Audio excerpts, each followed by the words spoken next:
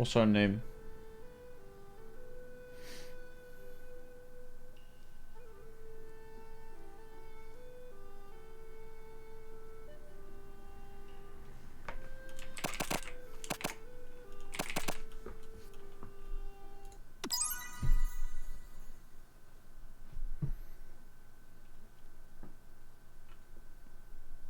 No, I don't.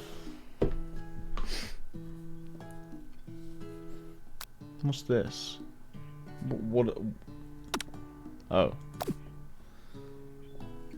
You sleep softly as the morning sun casts a warm glow through the window of your modest student apartment.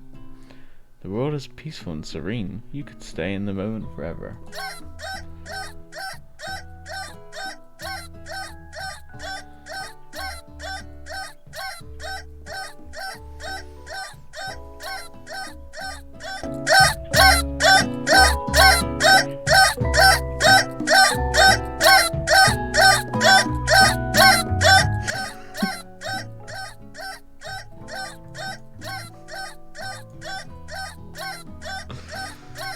Or you could wake up now.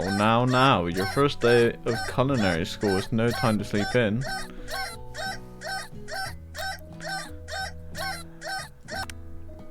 You slept through the school year and gave up on the once-in-a-lifetime opportunity to meet Colonel Sanders. Oh, I see.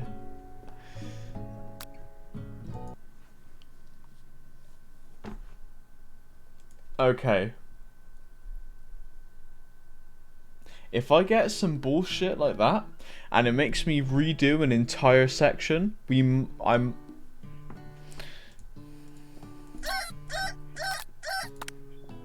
Lying in bed, you stare at the ceiling, thinking about everything that awaits you at the prestigious University of Cooking School, Academy for Learning.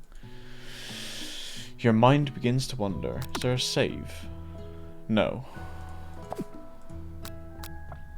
Who will be there? What will you cook? What should you wear? Time begins to fly by and you now find your imagination getting away from you.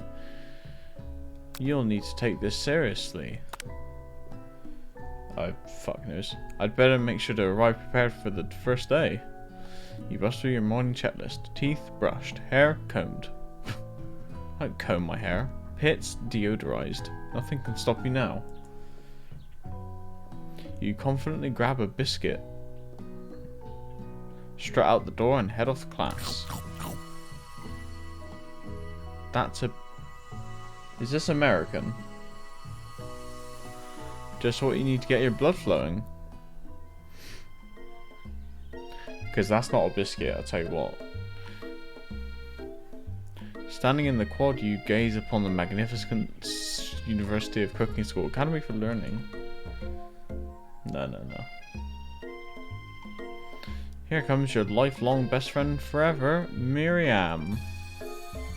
She's the most adorably awkward person you've ever met, and you absolutely love her for it.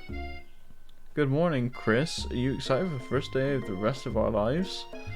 Actually, because I sure am. Excited, a little nervous. Okay, a lot nervous. It's just that this morning I made breakfast for myself, but, well, when I ate it, I couldn't taste any love in the food. What if I'm no good? What if I fail? Classic Miriam. Raised by MasterChef parents, she's always held herself to a very high standard. Ever since we were little babies playing together and you rescued me from that quicksand box, it's clear to me that that you're the most loving, caring person I know. You're gonna do great. But with University of Cooking School Academy for Learning's famous 3-day only semesters, I'm afraid of being left behind and never catching up. Sweet girl Miriam has always had a flair for the dramatic. This summer she got so nervous about her first kiss that she chipped a tooth practicing on a mannequin. Should you pep talk her or change the subject to give her some relief? Remember last month when we saw that fortune teller and had our tarot cards read? The lady with the mask gave me nightmares? I'm trying to forget. I know she looked spooky, but she was so sweet, and she told you that you were destined for great things. Remember that card with the fancy looking tower? And that other card featuring the handsome fellow in the red suit? I've been waiting for so long to meet a handsome fellow I could call my own. And I'm sure you will soon. Excluding me, of course. Because that's not what I am. Clearly, as the narrator has stated. And you'll be lighting the world with your heartfelt cooking in no time at all. As you talk Miriam up, you can feel her nerves begin to ease. You know what? Maybe everything will be okay after all. And if not, at least I have these killer bangs. Can you believe I cut them myself? You can definitely believe it. I can't believe it. Before you can get another word out, you're rudely interrupted when somebody smacks your books and custom engraved measuring spoons out of your hands onto the ground. Hey, it's Ashley, your arch rival. She's totally evil, but you can't help be filled with jealousy. She can get anything she wants, she knows it. Purple hair. Hello, Ashley. Oh, I didn't see you there, chicken shins. You leave Chris's shins alone. They are perfectly not.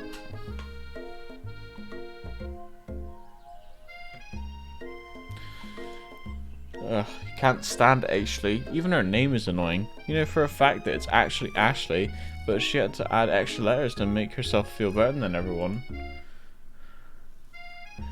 If anyone here knows what perfect shins look like, it's us. We're not going to let you or your really weird insults get to us. Across the quad you see Ashley's best friend. Van the man, has stopped to look at his own reflection in the mirror. His pants are so tight you can see him casually working out his glutes while he styles his hair. No lie, they're rockin' glutes.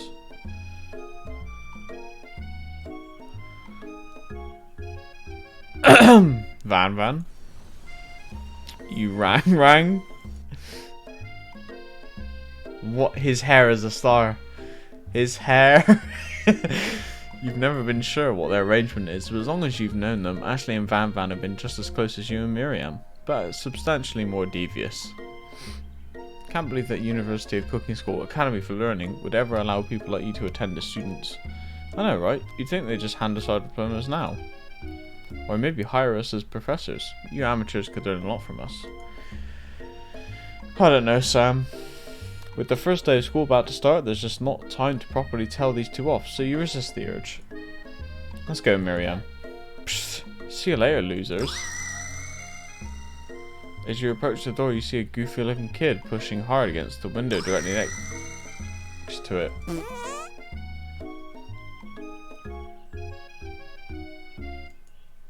Oopsie. I think it's broken. You reach forward and easily pull the door open. That should do the trick. I love you. Think you mean thank you? My name is Pop. I was named after my Pop. He's old. Old! Could someone like this also be a student at the school? He must be one heck of a chef. Also, his name tag clearly says Bob, but I guess he's reading it upside down. Hi Pop, I'm Chris. So, are you gonna make me hold the door all day? Nope. And with that, the young man walks into the building ahead of you. Is it just me, or is he kind of cute? I think it's just you. Am I a female specimen, by the way? You both shrug your shoulders before following him into the building. You stand at the edge of the room, unsure where to sit. Other students wander in and keep themselves busy chatting. A scruffy-looking pooch takes his place at the podium at the front of the class. Adorable! Now, quiet down, everyone. Who is this unreasonably cute pup, and why is he in our culinary class? You must be Sprinkles, head instructor and CEO of Uxel. Please, call me Professor Dog. I may be cute and little and fluffy, but I still demand respect. Woof. What? A cute dog as our professor? This is the best school ever. I guess only a dog's nose is capable of picking up all the nuances of fine dining. Out of nowhere, wind begins to rush around you as a swirl of cherry blossom petals fill the air inside the classroom. I'm chilly. Someone close the window. And then he walks in. You're immediately swept up in the aura of this new student and his remarkable goatee. Who knew anyone could be so handsome? Time stands still. It's him! It's... If it isn't my favourite student, Harland... Colonel Sanders interrupts Sprinkles. Sorry, Professor Dog. Oh, Sprinkles, sorry, Professor Dog, before he can finish his sentence. Please, call me Colonel. Colonel Sanders! A hushed murmur rolls through the classroom as Colonel Sanders walks down through the aisle of desks. Suddenly, the room is sweltering. Sweat begins to bead across your brow. You feel like everyone is looking at you, and you're not entirely wrong. And this over here must be Sweaty Sweats a lot. Aha! Maybe we should open that window back up before Faucet Pits melts into a puddle and evaporates entirely. Hold on just a second. No one talks to my friend like that.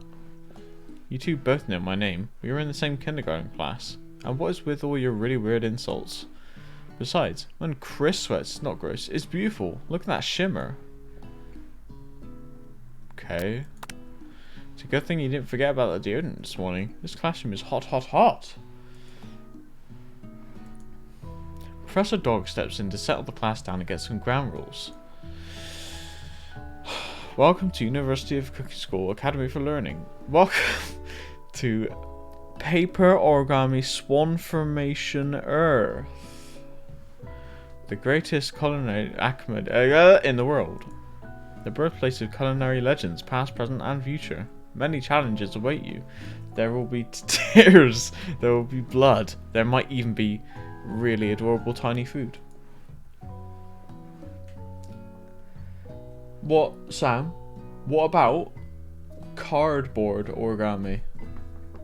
What about metal origami? You fucking idiot. And when all is said and done, there will be a battle. You will lift your sporks and compete in the broom cooking arena. What? Look.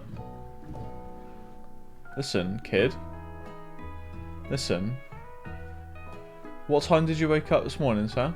Oh wait, you woke up at 4 PM. Shut the fuck up. Just then, another student enters the classroom and interrupts the professor's rousing speech. It's Sam. Hi guys, sorry I'm late. I hope everyone had a good summer. I really missed... Quiet. Late to class is bad enough, but interrupting my monologue? You're on the fast track out of here, young man. Are you sure you're even in the right place? Don't you recognize me? This is my 3rd year in the school with you as my teacher. Everyone stares at him blankly. Does no one remember me? I'm... Sam. You're expelled if you utter one more word before I finish. Let that be a lesson to you students that tardiness is unacceptable. Even Sam made it here on time. Oh no, it is Clank, I guess. Rolling halfway across town on his tiny wheels. Why is he crying? I'm trying to see the student Sprinkles is referencing, who appears to be some sort of industrial kitchen appliance.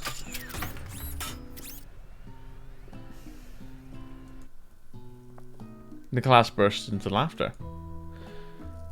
Oh, oh, Clank, you retard. That's what I thought it said. Sprinkles walks in the classroom as everyone stands in silent obedience. When he gets to you, he lifts his nose into the air and takes a deep sniff. Your diet is lacking. Based on what I'm picking up here, you definitely need a multivitamin. You should be taking better care of yourself.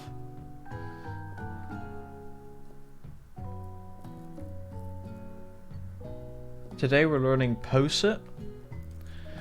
You've never had a talking dog as a teacher before, but Sprinkles' reputation for being smart but tough is well known. Oh shit.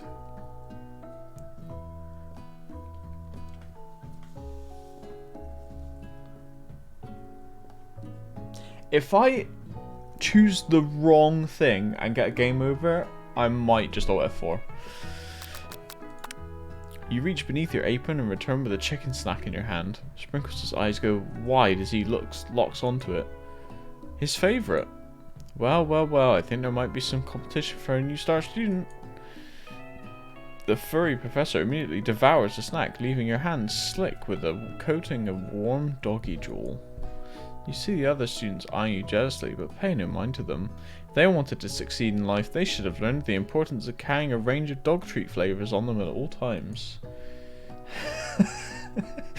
Settle down, young chefs. Take your seats and prepare to have your minds open to an amazing... As everyone rushes to claim their favorite seats, you're left standing at the front of the room. Only 2 options remain. Sam, even if you chose even if I did do that, I still have to play this game. So, you know. Hey Chris, there's still a seat here. Colonel! It seems that no one has claimed the seat next to me. If you're interested.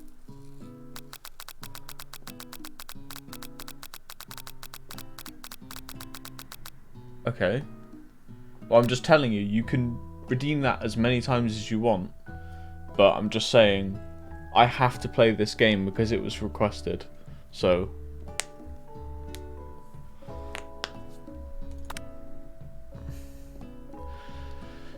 You move to take your seat by Colonel Sanders. Oh, right. I see. It appears he brought no books, pens, or pencils. However, his perfect upright posture shows a seriousness that makes you confident in his desire to learn. Thanks for offering me this seat. I've only had 2 rules. Do what you can and do it the best you can. It's the only way you can ever get that feeling of accomplishing something. Why is he looking at his hand? That's so inspiring. A little off topic, if you ask me, but okay. As soon as you settled into your seat, the professor makes an announcement. Think fast, it's time for a pop quiz. Yay, a quiz about me. This is an incredibly important and surprisingly short quiz will tell me if you're ready for life at culinary school. Keep your knife sharp and your focus sharper. Here comes question 1. If train A is travelling to point B and train B is travelling to point A, how important is it to wash your hands before cooking? That's right. Forest is to tree as chicken is to feather. What's the most efficient eating utensil ever created? It's gonna be... What food is the best for a broken heart?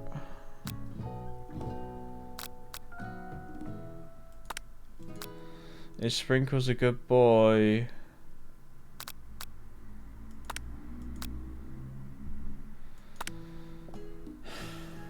Wow, be honest, did you cheat?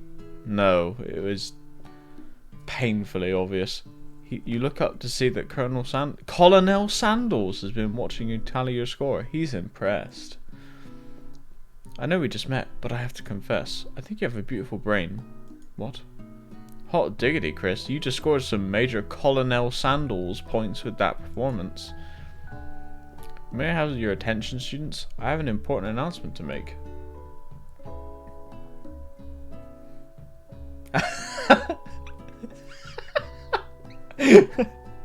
Sorry, Sam. Time for lunch. Wow, the cafeteria is as nice as any restaurant you've ever eaten at. It makes sense that a school dedicated to cooking would also be serious about eating. Delicious fragrance wafts through the room and tickles the end of your knob. Your knob waters. Do you smell that? That must be our lunch. It smells crazy good. Everyone, can I have your attention? Is it about lunch? No, I just want to apologise for my tardiness. You see, Howdy, folks. I'd like to make an announcement. Hey, It's about lunch. Everyone cheers. But Shh. Lunch, lunch, lunch. She said shh. In honour of the new semester, I prepared something special to share with everyone for lunch. That must be the smell I smelled. Indeed, that smell. You hold your breath waiting to see what food this mysterious student has created. You've heard he's very talented, but were the rumours true? Is this... Colonel Sandals lifts a large bucket above his head. It contains glimmer in the light. Piled higher, the huge pieces of chicken breaded and fried to a crispy golden finish. The aroma envelops you, and you begin to warm safe. Colonel Sandals has filled a bucket with chicken. What a novel concept. Your stomach begins to grumble as if to say, hey, stop thinking, start eating. For years I've been developing a secret recipe for the perfect fried chicken. By my calculation, nothing less than 11 herbs and spices are required to achieve the perfect balance of flavours. You look around and notice that every other student has a pen and paper and is scribbling notes as fast as they can. But that's all I'll say about that. What? You think we want your stupid recipe, dude? Nah, my dude, nah. I'm just drafting a last will and testament in case one of those ingredients is a poison. Got him! He looks around nervously to see if anyone else is laughing at his sick burn. You wait to see that what Zinger Ashley is prepared to follow up, but she suddenly takes a different approach. Yeah, and I was just like writing in my diary. Dear diary, today I smell something beautiful. I knew at that moment that only the hands of a true gentleman could fry chicken so tender. You see her body language change from bitter and evil to sweet and innocent as she slides closer to Colonel Sandals. She realizes that he is destined for greatness and fame with cooking skills like this. She wants them all to herself. Yes, Sam. True. Oh, please. Well, Van the Man, if you don't want any, I'll take his. Whoa, hold on, man. I guess I'll try it. He takes one bite and his eyes grow wide. He starts control. So he tries to hold in the pure exhilaration and act unimpressed. Easy now. There's enough for everyone. Please, my fellow classmates, dig in. Take one of the pieces of fried chicken out of his bucket and sink your teeth into it. It's amazing. Tasting Colonel Sandals' food transport you to another dimension. Alone with your taste buds, gripping a drumstick in your hand, you float weightlessly.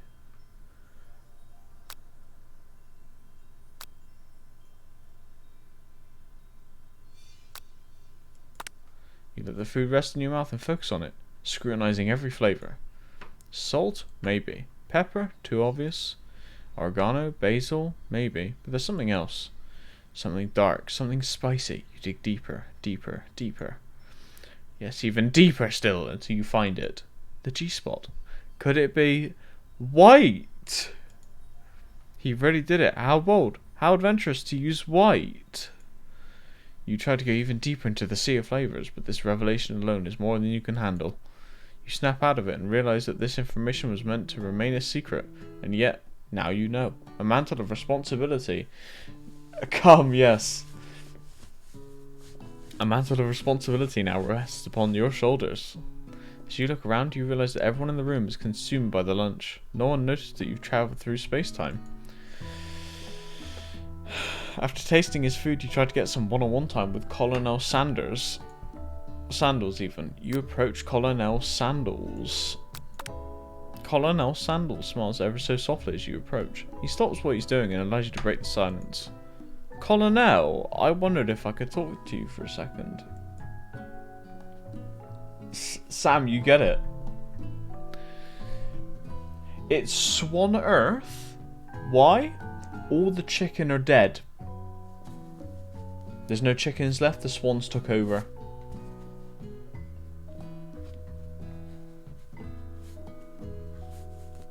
It's not though, all the chicken are dead. They've been eaten. Anything for fellow chef? What exactly was on that chicken? Can't fold chicken. You want to bet, kid?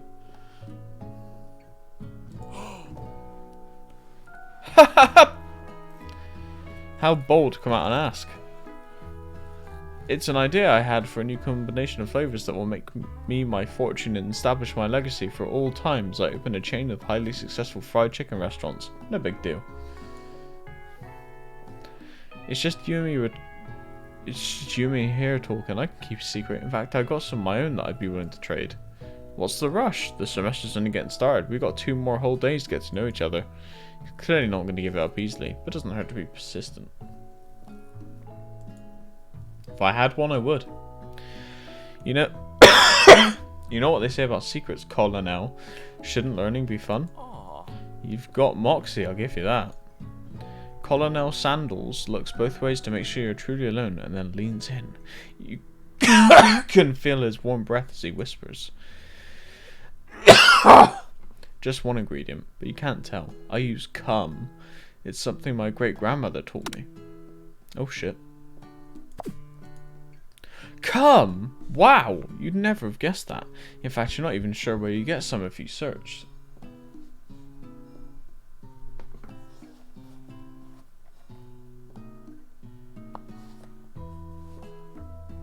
Sam, where's the cum? And cum definitely isn't the flavour you tasted before, so now you're 2 ingredients closer to knowing the full recipe. But you don't tell Colonel Sandals that. While you're wrapped up in that huge revelation, you notice that Colonel Sandals has disappeared. While everyone else is still in the cafeteria, you decide to look for him. You find Colonel Sandals outside, standing in the quad. Oh, it's you again. Howdy. Sometimes I'd like to come outside and look at the school buildings. I think about how my story will continue on after I've graduated. Sounds like you have big plans. I dare say the biggest. I'll leave my mark on this road, you can bet on that. Alone together for the first time, you figure now is the perfect moment to show your personality to him.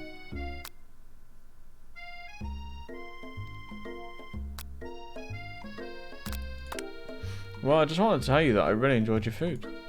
Now you got his attention. The flavours were complex but comforting. The interplay between salty, savoury and peppery, it was perfect. I appreciate the compliment, Chris. I'm sure you'll be a big success. I know, we've only met today, but I'm starting to get the same feeling about you. We should head back inside, the next lesson starts soon. You step into the massive cooking arena where the afternoon lesson will take place. Each student gets an oven and all the tools and ingredients they could need. Look at this place, it's magnificent. Finally we get to show our stuff. Wait a second. Oh no, we have to show our stuff. What if I totally blow it? You're not going to blow anything, except maybe dicks. Welcome students to the cooking arena. For today's lesson we'll be cooking with partners. Our open pair off. Naturally Miriam looks over at you, but unable to control yourself you pounce on Colonel Sandals. Hey Colonel, would you like to tackle this lesson as a team of 2? That is me and you, if that wasn't clear. Want to be my partner? Sure Chris, I'll prepare our station. Without you as a partner, Miriam is left standing all alone. 2 different students quickly take notice. Hello new partner. Oh my, 2 potential partners? I'm so sorry gentlemen, but I don't know who to choose. Looks like you have to pick for her. Friend duties can be a little awkward, but that's the price you pay for not being alone forever. Who do you want to ask to be Miriam's partner? Clank. Sorry Pop, but I think Miriam will be partnering with Clank today. It's okay, I already ate. It's not entirely clear if Pop has any idea what the point of school even is at this juncture. Clank is clearly excited to have some attention. He heats up and begins to roll back and forth. Hold on there fella, we don't even know the assignment yet. Technically, Clank might not have a face, but there's something charming and earnest about him. Zzz. Tissue? Oh, I hardly know you.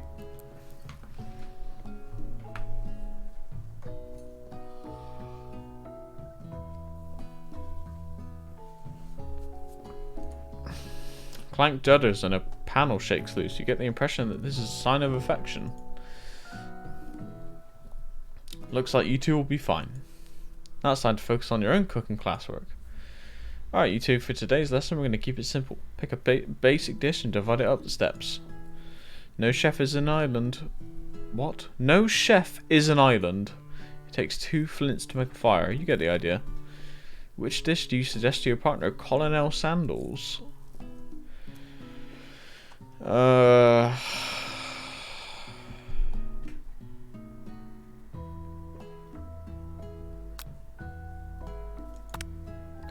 So I've always been something of a down-home chef. I was thinking we could make something warm, inviting, comforting. Maybe mashed potatoes and gravy? I couldn't imagine one without the other. Colonel Sandals casts a coy look at you, causing your whole face to go beet red. Embarrassed, you whip it out. I'll go get the potatoes. No, please, let me. Picking perfect produce is a passion of mine.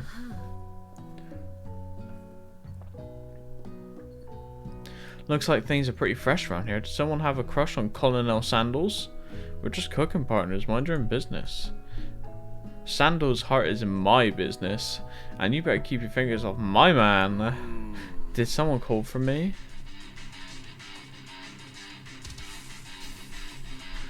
No, geez, Van. While I'm over here crushing Chris's dreams, you're supposed to be taking care of our classwork. That was the deal, remember? Colonel Sandals returns, arms full of peeled potatoes. He tosses them into boiling water and turns his attention to you and your old friends. Oh, howdy there, Ashley. Van, are we working in a quartet instead of a duet now? Actually, no. It looked like Chris was struggling, so we offered to give them a hand. You know how it is. These young amateur chefs need a lot of mentoring. I was going to say, Colonel Sanders, maybe I should teach you a thing or two about fancy food. Maybe one day you might have to get to my level. I doubt it. Don't be rude, Van. Personally, I have no doubts whatsoever about Colonel Sanders' ability to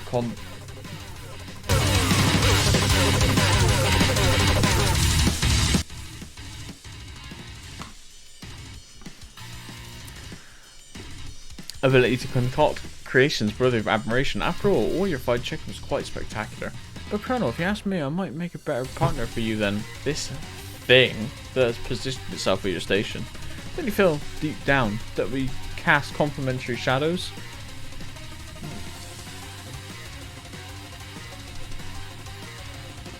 We fit together like a thigh and a drumstick. It just makes sense.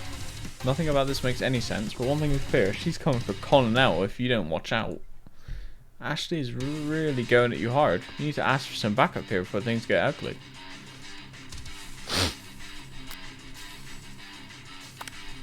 I'm here to learn and express myself via my cuisines, not bicker with prima donnas. Partners were chosen at the beginning class, so let's all respect the format, okay? Turn to Colonel Sandals to confirm that you're on the same page.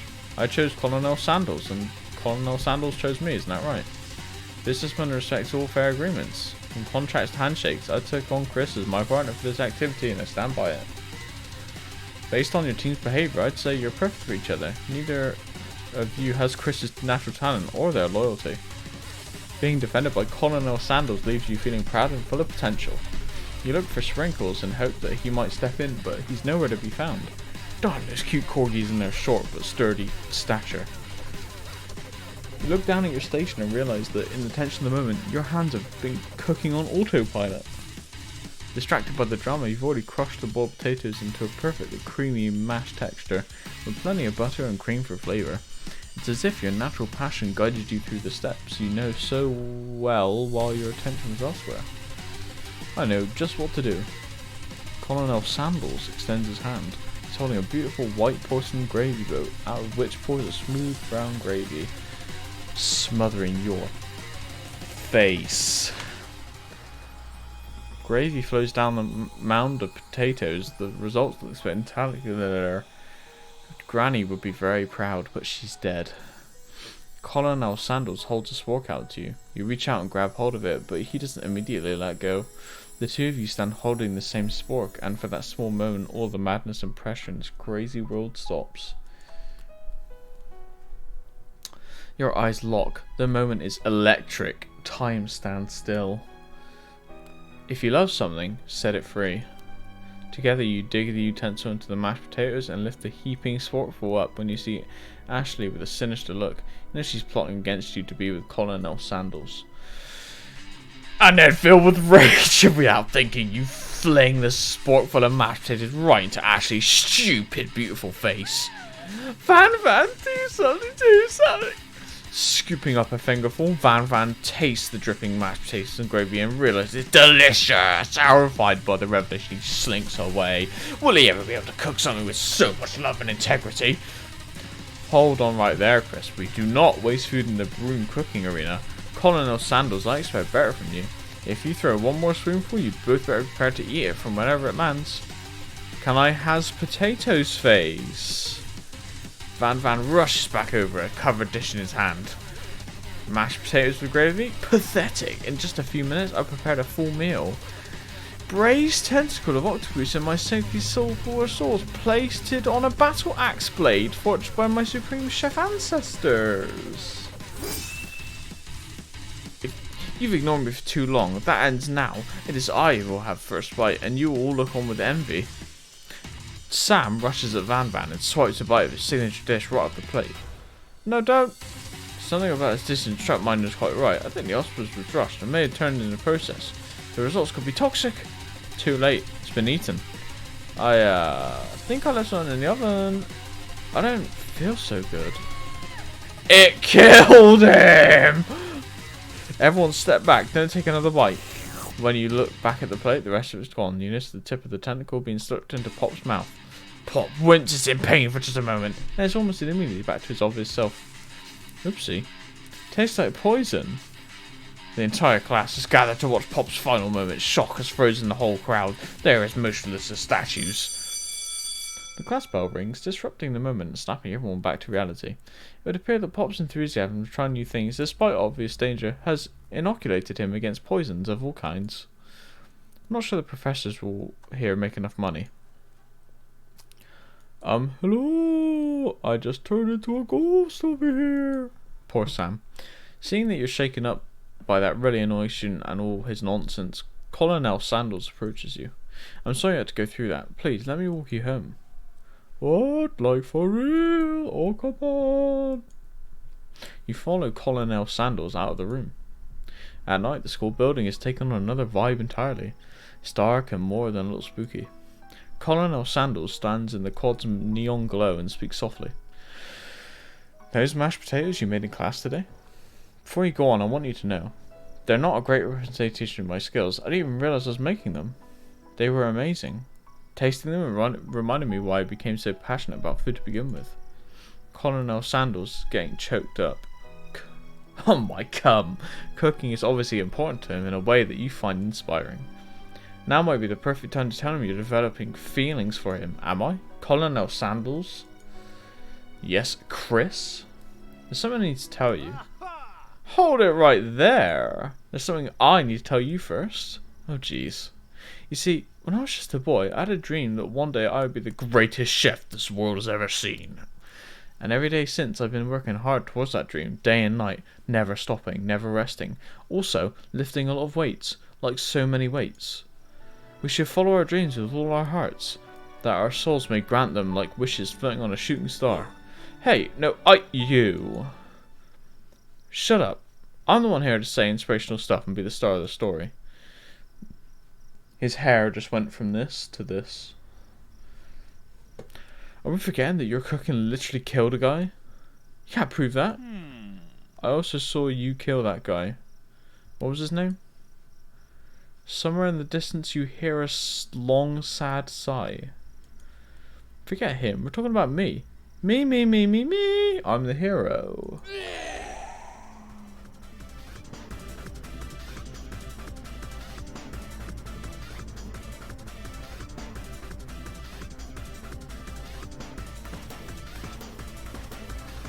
The spork monster is here to fight a hero. I think I left the fridge door open. Later, nerds.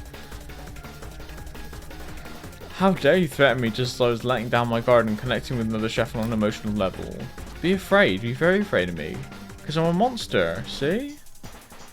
Is he rhyming on purpose or is that just a coincidence? Before you can discuss syntax any further. It's a turn-based fight sequence. What will you do? What? You decide to go on the attack. Which attack will you use? Cook with love. Does 1 damage. It just got real. That attack really upset Spork Monster. Spork Monster goes on the attack. They spit hot gravy at you. You take 1 damage. You decide to go on the attack. It worked last time, right? Cook with love. Spork Monster won't forget this. Spork Monster's really feeling threatened by your attack. Spork Monster focuses their mashed mind and draws in energy from Mother Earth itself. They grow larger and more intimidating. How will you respond? Defend. You decide to defend. Which defense will you use? Just whatever that word is. You hold your head between your hands and mutter, "This is not happening. This is not happening." Spork Monster is no quitter. Buffed up and ready to rumble, they go on the attack once again. Spork Monster uses Utilitensel. You take 2 damage from the attack. If you take much more damage, you're not going to survive the battle. Attack. Cook with love. He's oozing cheese sauce onto the lawn of the quad. I wonder who's going to have to clean that up. Feeling vulnerable, Sport Monster prepares for its ultimate attack, Rounded Edge. Vile villain, your reign of terror stops here. Colonel Sandals summons the energy of 1,000 chickens. Pot Pie Power Pinch. Pot Pie Power Pinch does 10 damage. Sport Monster's defeated. You saved me. An injured Sport Monster spews steam into the night. Spare this wretched beast. You manage to tamp down your disgust at the sight of this gnarly beast long enough to realize that he's still a living creature with a pure soul who deserves your pity, not your wrath. Be gone, beast, and don't you dare come back for a follow-up encounter tomorrow. I won't forget this, and I certainly won't be back, like you said. The Sport Monster scuttles off into the night. The defeated monster left behind a special item. It appears at first to be a cookbook, but upon closer inspection it's so much more. The neck chicken romacon. You open the cover and find a library card tucked inside. The last name to have signed it is Borko. Borko? That name sounds strangely familiar. Your blood is pumping as you stand in the quiet night, holding the mysterious book in your hands.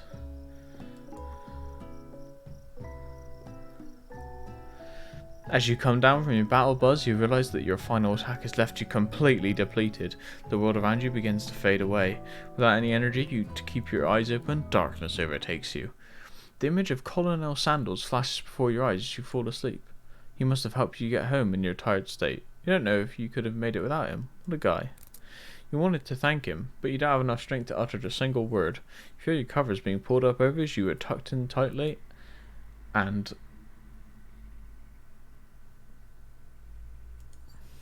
good night, my Colonel. In your dream, you're together with Colonel Sandals. For some reason, Sprinkles is also there, instructing your love. Dreams are weird.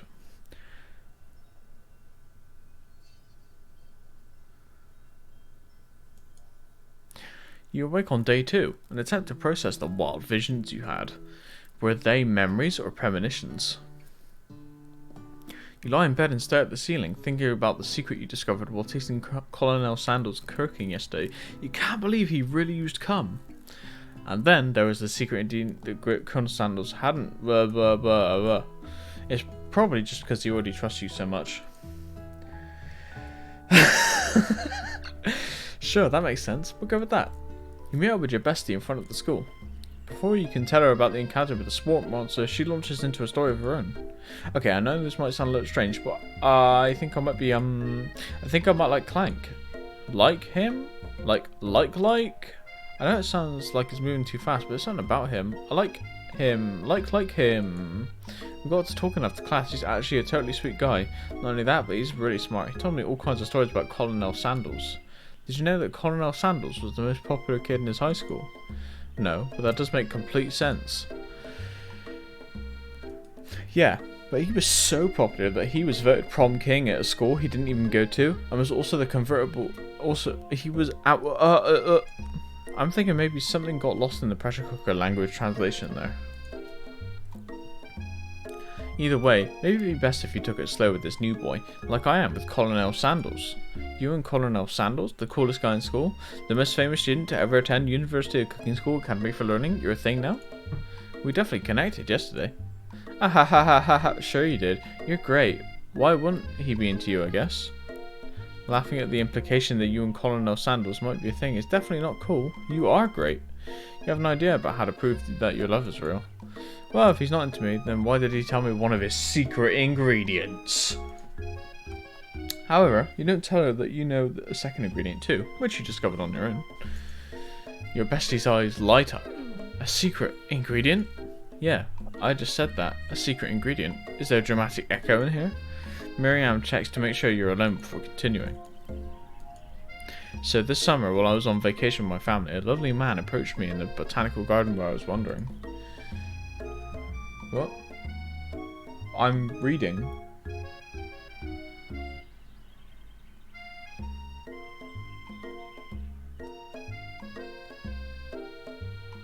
What?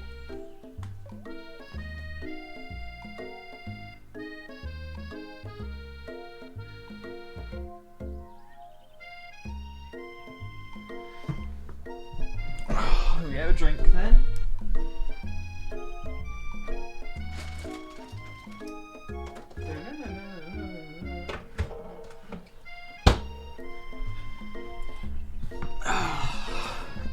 This can't be good. He told me all about the passion for spices. Secret spices. The man even gave me some to show me what he meant. He said it was a powder created from super duper rare dried flower petals, and that if I did him a big favor, I could have some of my own. Please, Miriam, don't tell me. So, I filled my suitcase with them, and I brought them home. He was so nice, he even met me at the gate when I arrived. Later, when I cooked with them, a very strange feeling came over me. And so did he. I think you're being very liberal with the meaning of spices here. Whatever. Anyway, we both share an interest in cooking, so we've stayed in touch. You know, like pen pals. Like Hitler and Stalin. I bet he would love to know more about new spices.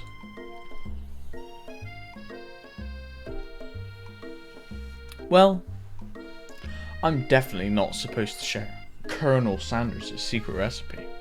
And besides, I only know the one ingredient. So I doubt it would be much use to anyone.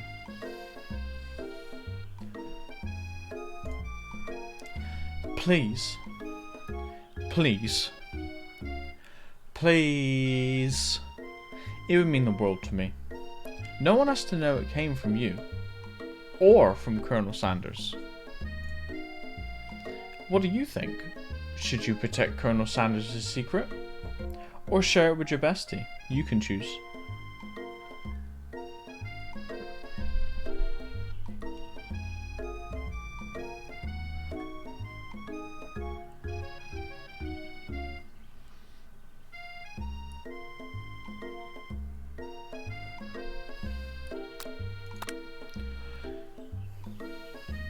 You quickly think of a fake ingredient's name. I don't know. How about... It was Eye of Newt. I know. Sounds like some kind of witch's potion. But what can you do?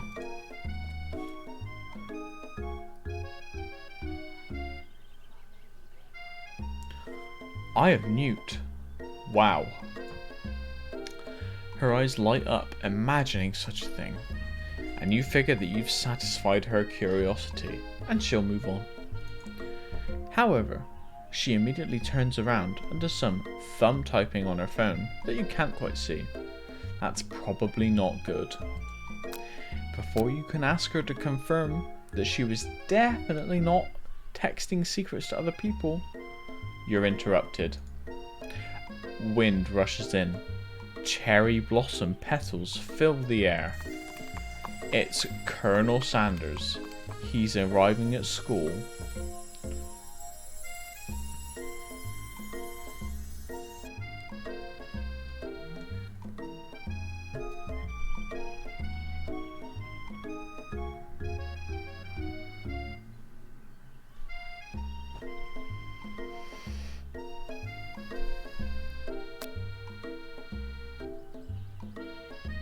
Yeah, Colonel Sanders is actually going to go work for Tesco now. Colonel Sanders' horse is truly a thing of beauty. Without ever acknowledging that he's being watched, he does a short horse dance before dismounting with a flourish. He then slaps the beautiful creature gently on the ass. Also, slips a finger in. Why not? Sending it running free into the countryside. You are so struck by the sight of him that you lose the ability to speak coherently. Oh, I didn't realise anyone was watching. Don't worry, that happens often. You attempt to compliment Colonel Sanders, but the words don't come out exactly right. What a horsival beaut you have. I mean, what a horsival beaut you have. Dang it! That's what I just said. Being a good friend, Miriam attempts to cover for you. Oh, Chris just gets really nervous around people they like. What? This is not helping. I mean, they got food poisoning and were up all night. It was gruesome. You should have seen it. She gives you a wink and a smile, as if to say, situation handled. Can't blame a girl for trying. And with that, Colonel Sanders disappears into the school, leaving you and Miriam to follow. When you enter the classroom, you can see your two rivals, Ashley and Van Van, are doing something bad. By the way, they're hiding. You know it must be really bad. Like counterfeiting recipes bad, experimenting with restricted ingredients bad, summoning a demon bad. You try and get a peek over Van Van's hulking shoulder, but he sees you coming. Whoa there, little one. I'm not sure you're ready to handle this. Why don't you make like a bee and mind your own wax, honey?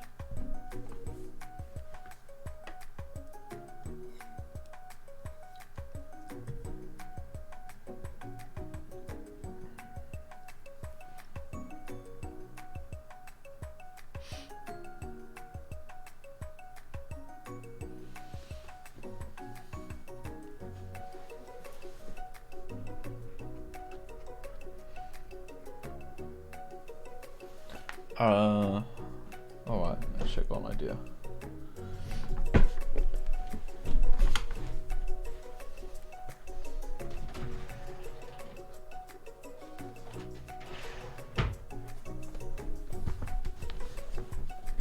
Come on then. What am I choosing?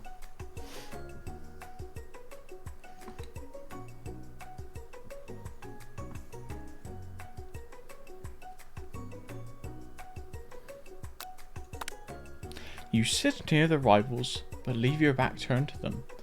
You even hear Van Van mutter something that sounds a bit like a magic spell. However, he notices you eavesdropping. You try and cover your tracks and improvise an excuse. It's time for class, and you're distracting the rest of us who want to learn.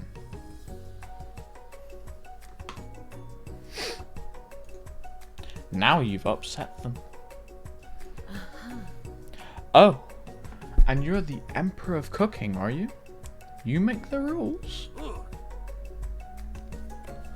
I'm not sure you'd know a good meal if it ate you. Being the best chef in the world takes more than just culinary skills. It takes creativity, panache.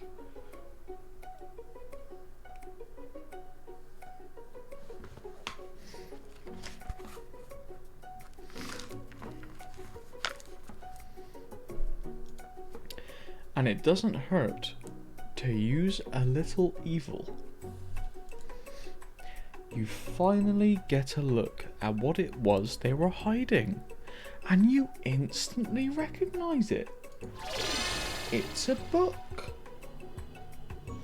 just like the one you found after your encounter with the spork monster. That's the same book that I found last night in the quad. Ashley immediately elbows Van Van, who hides the book behind his back. I don't know what you're talking about. That book is family heirloom and its contents are secret. You notice that they haven't been studying the book. They've got Pop pinned to the wall and they're tossing potato skins at him as he tries to catch them in his mouth. We're playing. He he he.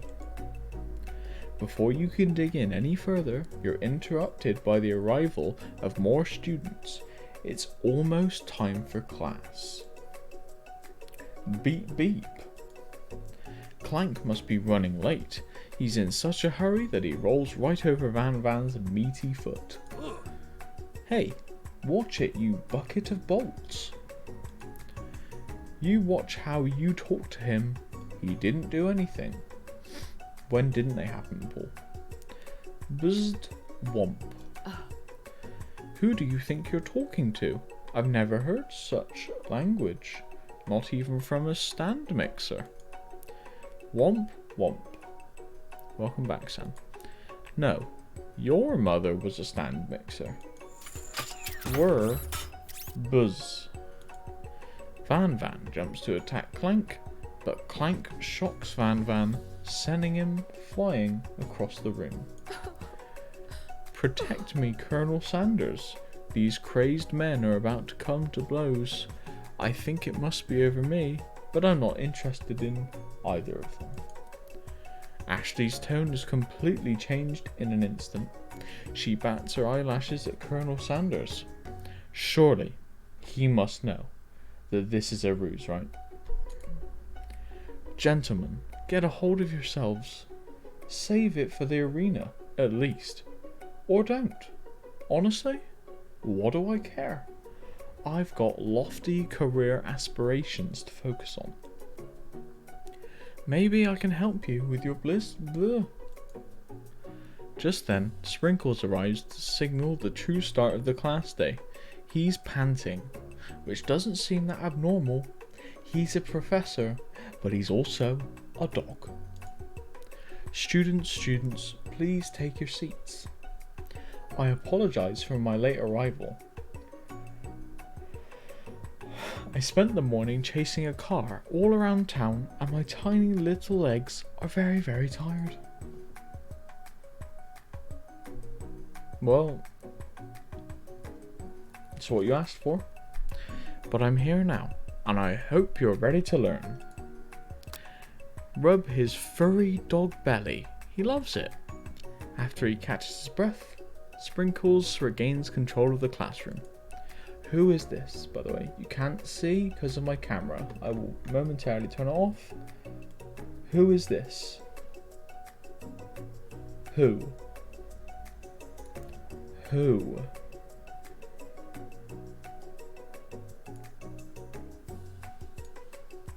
Without further ado, we'll review the global history of my favourite bird, the chicken. W.O. You want to pay attention to the lesson. Truly, you do. Which is why, in 1776, at the signing of the Declaration of Independence, it was a chicken who first signed their name. But you can't help but daydream about Colonel Sanders, and you miss most of the important parts. When you come to, Sprinkles is holding a tray of food in front of you. Well, Chris? Naturally, this appears to you to be a sample platter. Which item do you want to sample?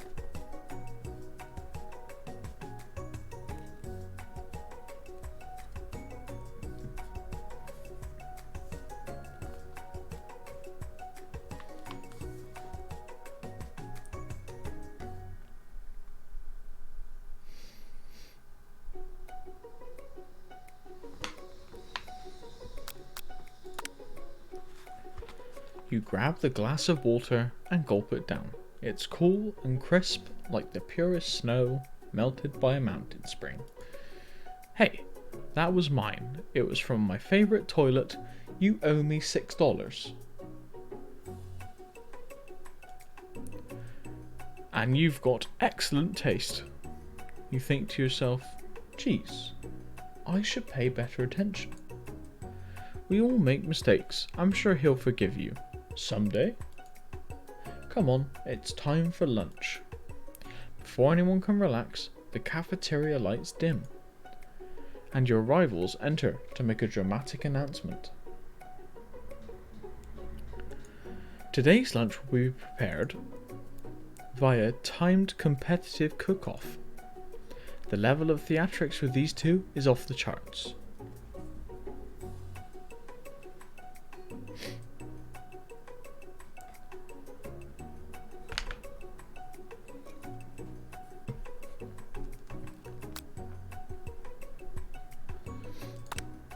A bit of lunchtime competition, eh? Count me in. If I have to wipe the tables with you fools before I set my lunch down on it, then so be it. I'm not the fool. Oh, no. Exactly. Chat wanted slow. You're getting slow. I'm not the fool. You're the fool. Fool. Good one, Van. I like your gumption, Chris. I'll be watching your performance. Just as things reach a boiling point, Sprinkles steps in. Surely he'll put a stop to this madness. Now, students, please settle down. This is a lunchroom, not a sportsing court. Finally, a little sense. You breathe a sigh of relief. At least, not until we turn on the timer. Just then, huge red text appears on the screen. That's what I'm talking about. Aroo! I stand corrected. The hard way builds solidly a foundation of confidence that cannot be swept away. And that's an original quote by me. In case anyone was wondering, I hope its message lifts you to victory. Like a diamond, I was formed under pressure, and now is my chance to shine. I will defeat you myself. You had his chicken, and you made mashed potatoes and gravy on day 1, and you're feeling like you can really impress him again here. It's time to boil some water for the potatoes. Think fast. If the timer runs down, you'll be forced to pick randomly.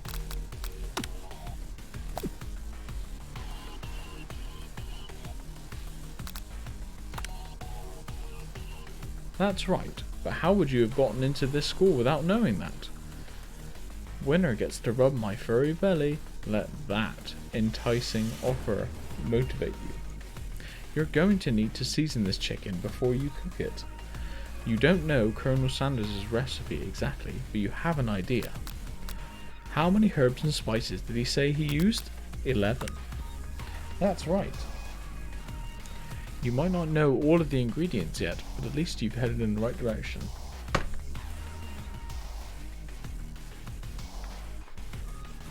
I make the rules.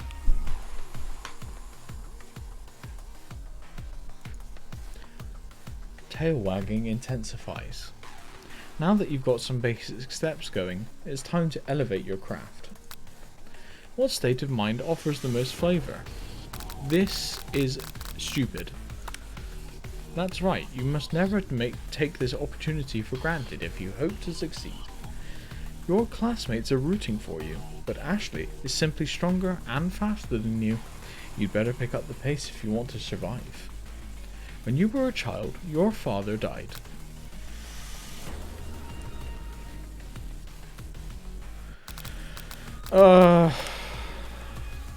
This is a horrible time to start forgetting important things. You try to shut off the noise of the arena and focus on your cooking. I don't fucking know. When they taste your cooking, they will be so taken with it that they'll be unable to speak.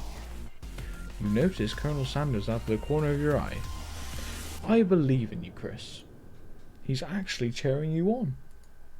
Which would be awesome, except knowing he's watching you makes you totally forget what you were doing.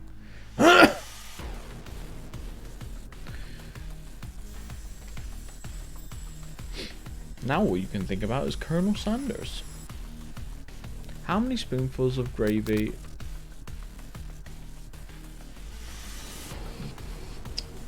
Excuse me, game. We don't like fast reading. What were you thinking? Get your mind back into the competition. Grr. You are stranded on a desert island with only one dessert cookbook. Which do you take? What a hunk. I know, right? You know what? Shouldn't you be focused on the challenge? You're falling behind. Sorry. What does that have to do with crafting spectacular fried chicken and delicate based biscuits? So do I. Woof woof. You're really struggling to keep up. At the next station over, Ashley has already begun plating elements of her dish. It's colourful and complex. To make up time, you toss your biscuit dough into a stand mixer. As you do, the crowd gasps. Yikes. Spuh. I know you love nothing more than seeing a fellow apprentice utilised in a kitchen battle, but sometimes that means sacrificing the personal touch. Whir. You might not have any hands, but Chris does, and a good chef needs to be touching the dough to know when it's properly mixed. There's an easy way and a hard way. You don't get far by going the easy way. When you hear everyone talking, you realize how serious your error was. You immediately shove your hand into the mixer to rescue your dough before it's overmixed. Chris, no. But you're not fast enough, and your hand gets stuck. It's immediately crushed by the spinning beaters. There's no way you'll be able to use that hand for the rest of the match. Colonel Sanders shakes his head in shame. What you often find is that the easy way can turn out much, much more difficult. Everyone, stop what you're doing right now. The battle is over. It can't be. I was so close to finishing my dish. Sweetheart, look at your hand. You simply can't go on. Aw, that's too bad. And here I am with a completed dish ready to serve. Surely that makes me the winner by default. No, it wouldn't be fair to compare the two on account of Chris's injury. You see Sprinkles begin to lick his doggy chops as he locks onto the dish. But I suppose you should at least tell us what you prepared. Well, because I'm the sweetest, I skipped straight to dessert. Under this white chocolate dome, you'll find a wide array of delights, taking you on a journey of flavour that tastes good and tells a story of excellence. I was going to ask Chris to do the honour, but since you're injured, I'm afraid that pouring this creamer of delicate hot chocolate sauce might be too difficult. Colonel Sanders, if you wouldn't mind lending me your strong, steady hand. Colonel Sanders pours the hot chocolate sauce on top of the dome, causing it to melt away, revealing the ingredients hidden within. Inside, you'll find a delicate fried cheese croquette atop a slice of honeycomb, ice cream 2 ways, tender nougat, and pearls of blueberry whatever. Colonel Sanders seems intrigued, but perhaps not impressed as he dips his finger in the chocolate sauce. Simplicity isn't your strong suit, is it, Ashley? Oh, you, hee hee. As he places the sauce-covered finger into his lips, Ashley leans over and whispers something into his ear. A dab of sauce sticks to his mustache.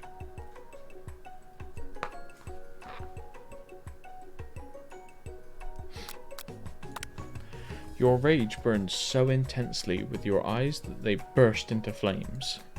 The flames cause your eyebrows to catch fire and turn to ash, and they fall off of your face, which means people will have a hard time understanding your emotions for the rest of your semester, perhaps forever.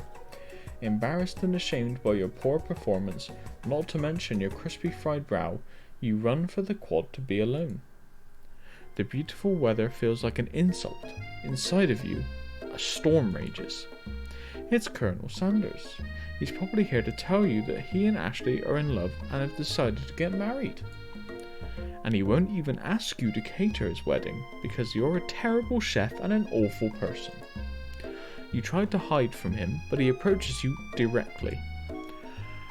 I know you're hurting right now, not just from the devastating loss, but from that run-in with the mixer and that small fire. We should get that checked out. I'm fine. Can't you just leave me alone? I'm a loser. I'm not fit to fill your fryer. I'll never be a master chef. Failure is a part of life, not just for you, but for all of us. Do you think I've never failed at anything before? That's exactly what I think. Well then think again. I wasn't always the man you see before you, enrolled in culinary school, incredibly handsome, successful, motivated. Well, handsome, sure. I was born that way. But I've walked over paths and arrived at dead ends. I was passionate about life, but I failed as an person. I was passionate about justice, but I failed as a lawyer. I was passionate about livestock, but even I failed as a mule handler. That one was especially humiliating. Mules can be so cruel. I lost my business partner to a gunfight. I didn't know. People see my delicate ribbon tie and my well-kept beard and assume that I've got it all together, which is true now, but it hasn't always been. Sounds like this guy could really use a hug. I resolved then that I was going to amount to something. No amount of hours, labor, or money would deter me from giving me the best I had to give. As Colonel Sanders changes focus, you can see something ignite inside of him, a burning passion. One has to remember that every failure can be a stepping stone to something better. My new dream is pure, it's honest. It's something that a humble man in a crisp white suit can be proud of. I will create a new chain of chicken restaurants that will bring joy to this entire world and make up for my past misdeeds. Yay! Just as your moment grows intimate, you're interrupted by a threatening, shadowy presence. Battle-scarred from the night before, you prepare for the worst. Borko?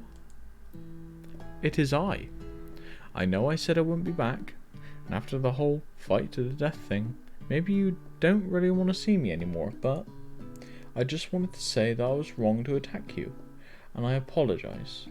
I know what it's like having to always look over your shoulder. Monster problems, am I right? Aw, thanks Borko. I'm glad that there are no hard feelings. Getting jumped by a giant creature in the dark of night can really rile a person up. I also want to apologize for the way I switched right into attack mode. I know that you're strong and cooking skill can put a person under a lot of stress. I actually used to go to this school. I wasn't always a sport monster, you see. I don't believe it. You were human once? Well, no. I was a golden retriever, but I was still a student. Until one day, some mean kids with a magic spellbook cast a dark enchantment on me, and I was forever transformed. A magic spellbook? Precisely. I procured a copy for myself, but somewhere along the way I've lost it. If you find such a book, I beg of you, respect it. You're a powerful chef, and shouldn't rely on such dark and evil magic. No, you should be protecting the innocent from those who would cheat them through sorcery and guile. If you need me, don't fear. I will be there.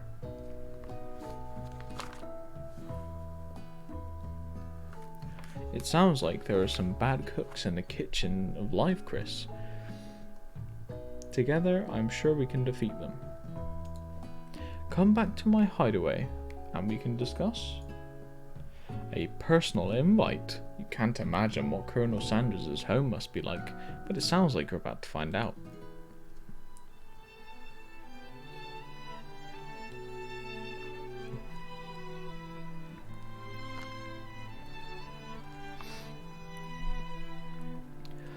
Stepping inside Sanders' home, surrounded by his things, you start to feel a special bond with him. It looks like you live such an exciting life, Colonel Sanders.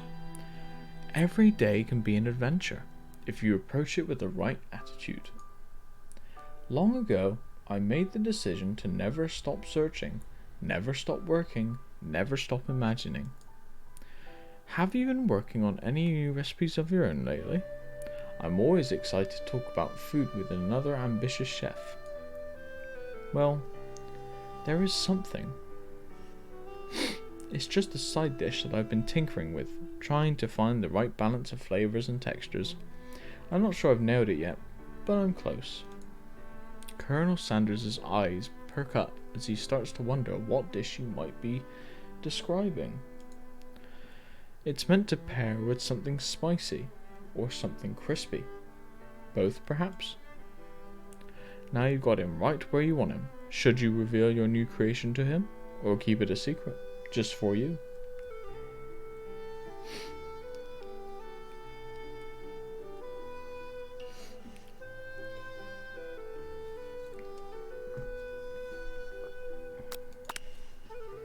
Actually, I've said too much.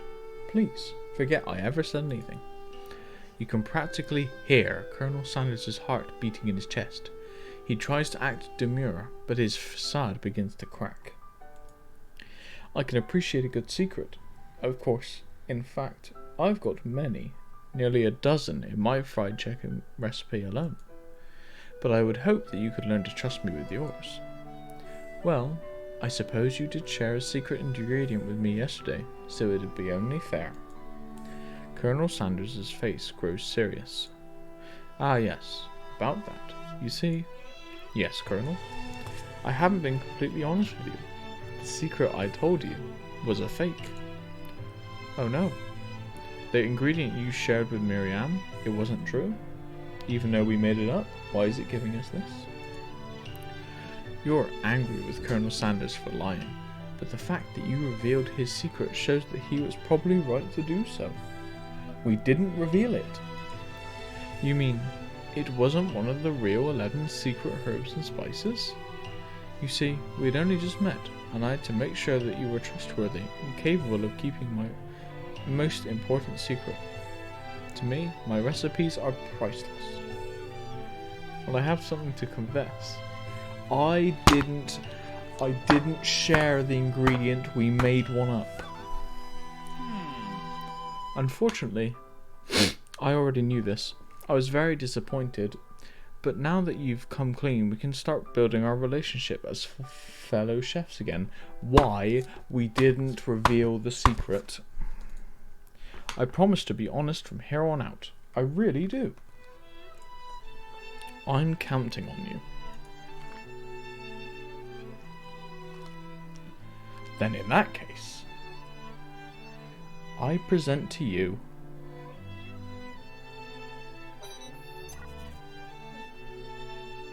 Oh, Scott. You're just in time, Scott and your friends. Thanks for coming. Come on, have a seat. Come and have a seat. Come and have a sit down.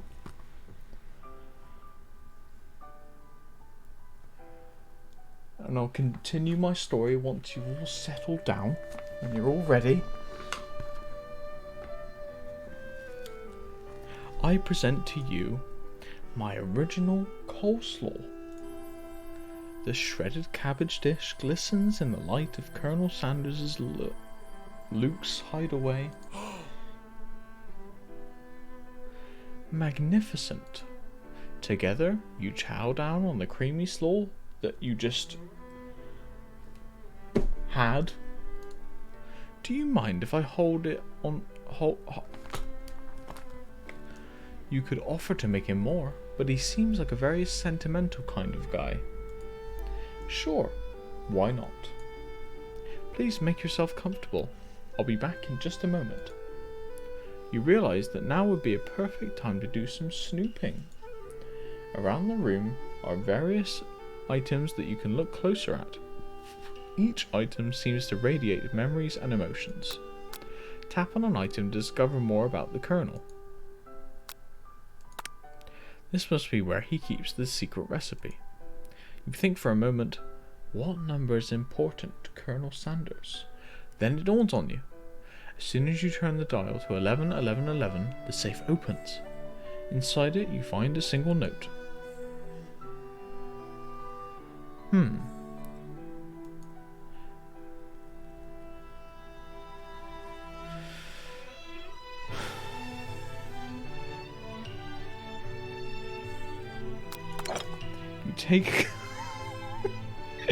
You take a closer look at the large urn sitting on a nearby pedestal. There's a flag on it. It's dusty. But when you wipe it off, you can read the inscription. Nan. Poor guy. Tap on an item to discover.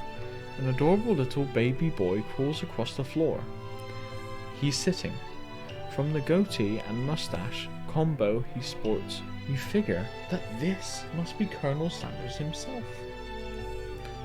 Or maybe it's the drumstick that he seems to be waving like a rattle.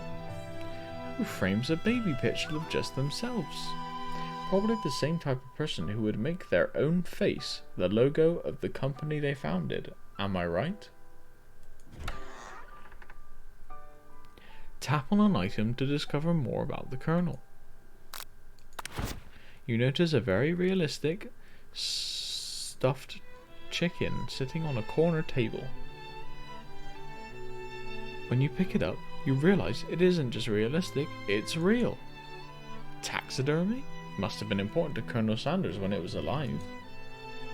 A little note clipped to the chicken's foot.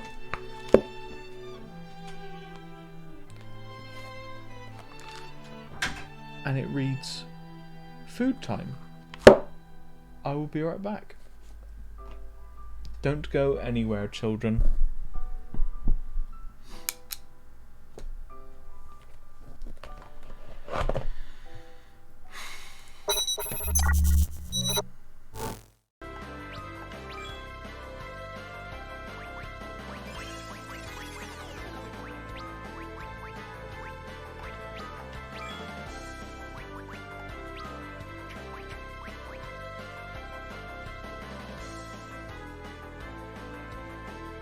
Oh, that's how you do it.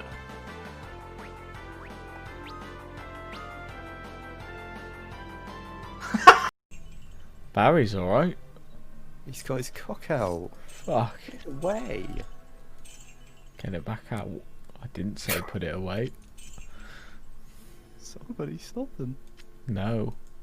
Somebody get him away from the children. No, you're not saying no now, are you? Just take your fucking No staffs. comments. Take your staffs and fuck off. Yep. How many am I getting him? Scott is drawing stuff for college. Oh, of course. He's drawing at an academic level, shaming people who don't know how to draw. That is quality. Oh, hello. I go to culinary school. Let me try these cookies. Disgusting. What? Okay, I'm back. Welcome back. That. Or was it just me? Did anyone see somebody appear right here? You must have missed it. No. There was someone there. Go back and clip it if you can. Trust me. She'll never see it coming.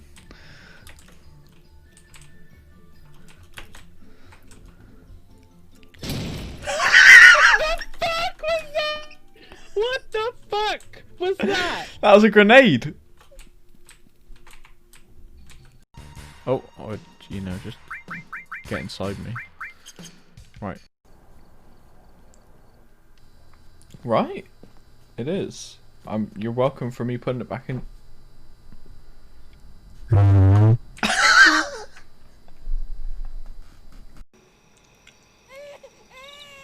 Oh. Somebody please. Someone please clip this.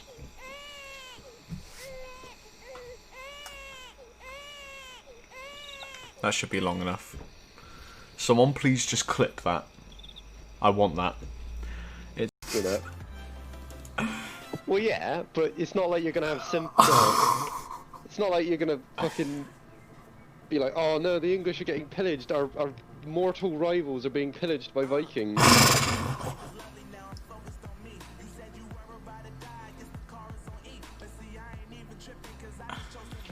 Someone help me.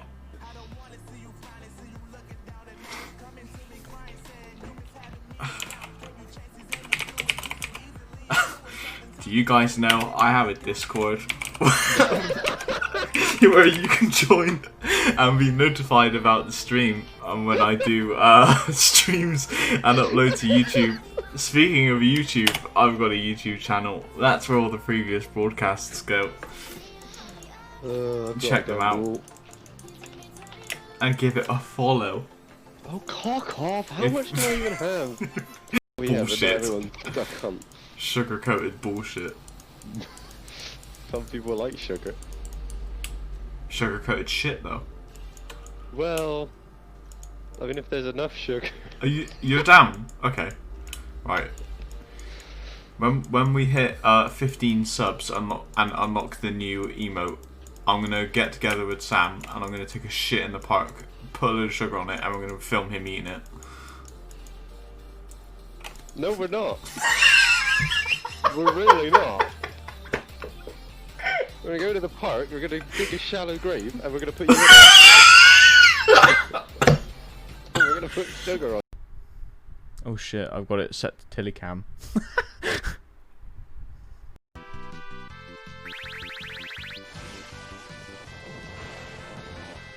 I want this. Oh.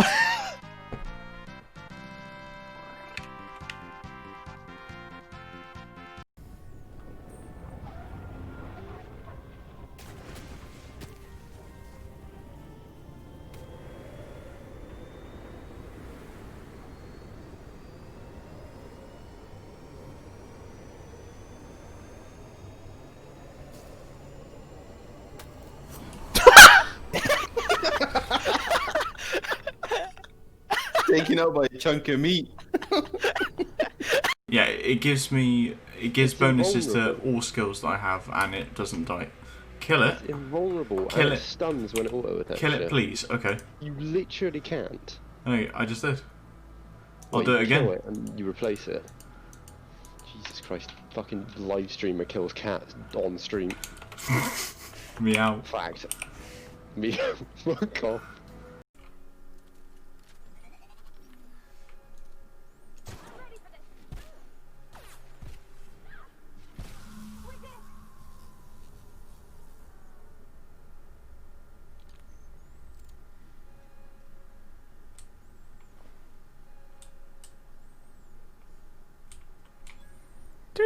Do. Oh!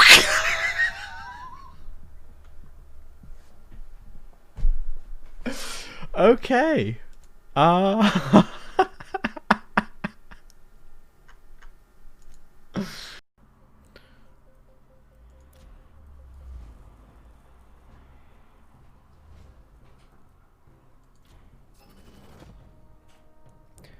Did anyone see that? Or was it just me? Did anyone see somebody appear right here?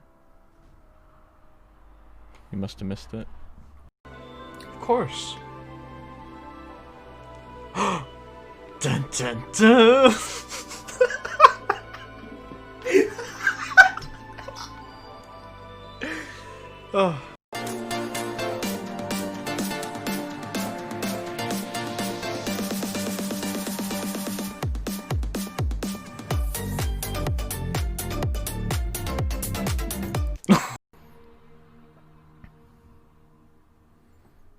Right, but we're all done, Tom, so you can shoot if you want to go. Alright, I'm free. Jesus. Fuck's sake. Come to the front door. Hang on. No, I actually can't play that. Come to the front door. I can't move. Oh shit! What the shit was that? The fucking door exploded. He just hulked out. What is an infant? An infant doing in a place like this?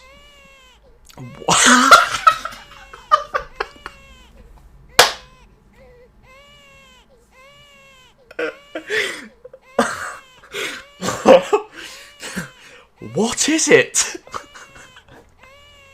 What is that?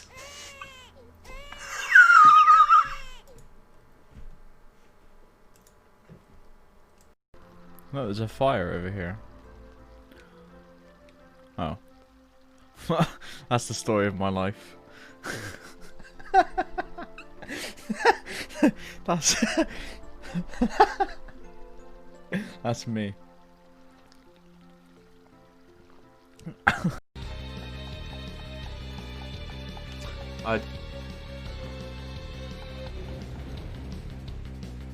Sorry, I just saw Scott's message and I just...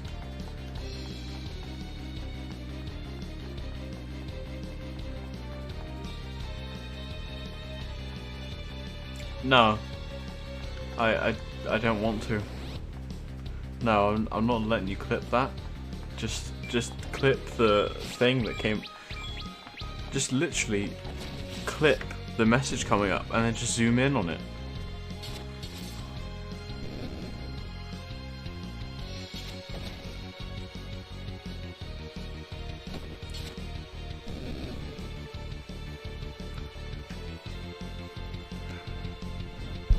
Hi Twitch staff, quick question. Are you allowed to drink cum on stream? I'm just trying to get on the leaderboard. That was my plan as well. That's the dream. Just trying to get on there, even for a second at this point. Chris is like top 200, and then we're just like, oh please give me 1,000 at least. Fucking demon under leaderboards. This is bullshit. Did you just fly off into space?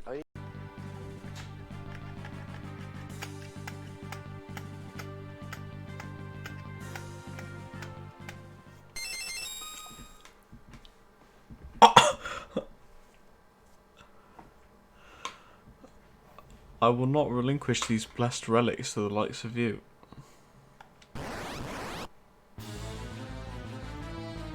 Well, thanks for that. Jesus. Oh wait, I should do this like a... Samse molto sexy e vorrei fare l'amor con te.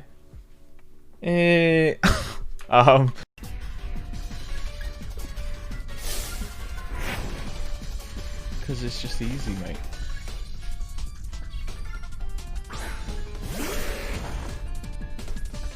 Hello, mate.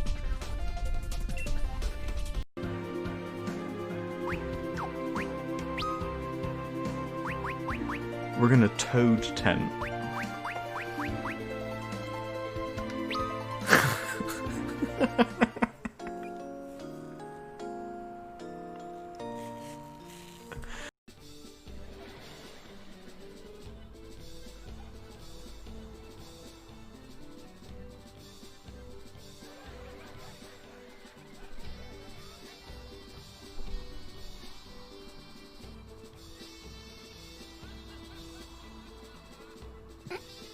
Alright.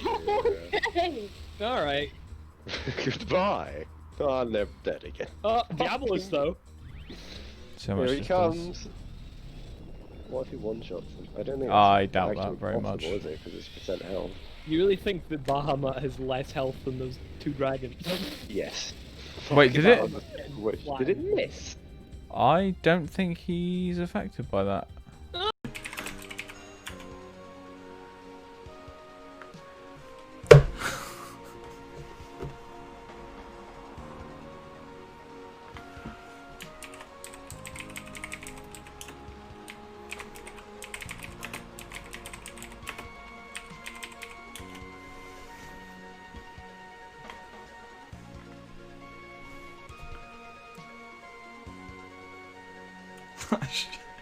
Shit, it didn't work. Why is it not working?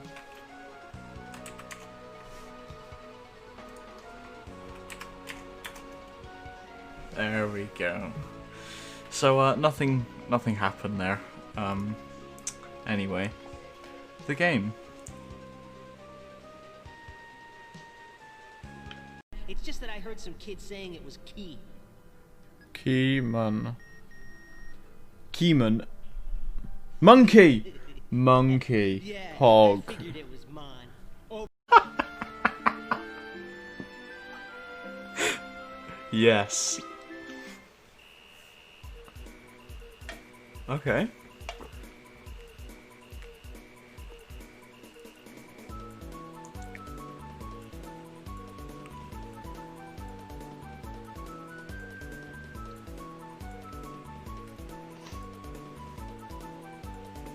Oh boy. Oh.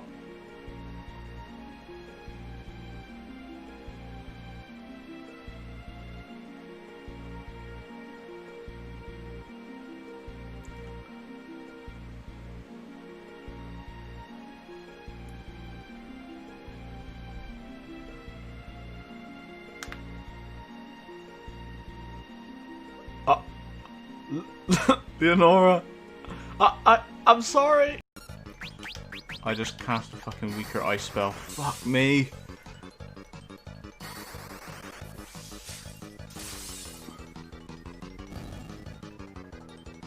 You're still alive? Ah!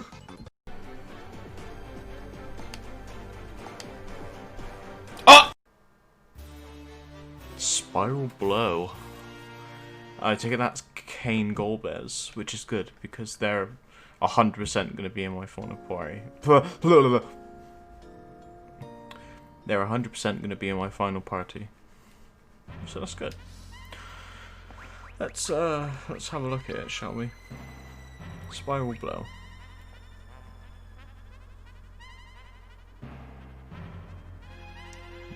Sorry, huh? Reading from my phone a message that I've been told to say. Sam, fuck you, lol. Thanks, Pascal. There, you can clip that.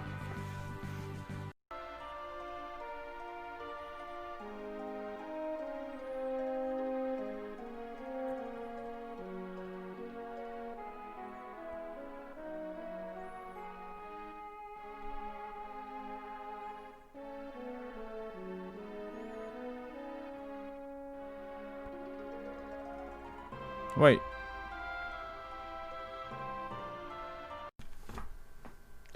Right, me old babber, oh, go down at pub I have, or cider drinker, ooh ooh. There you go.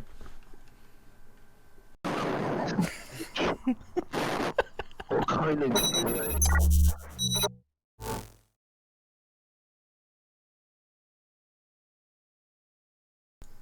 Hello everyone.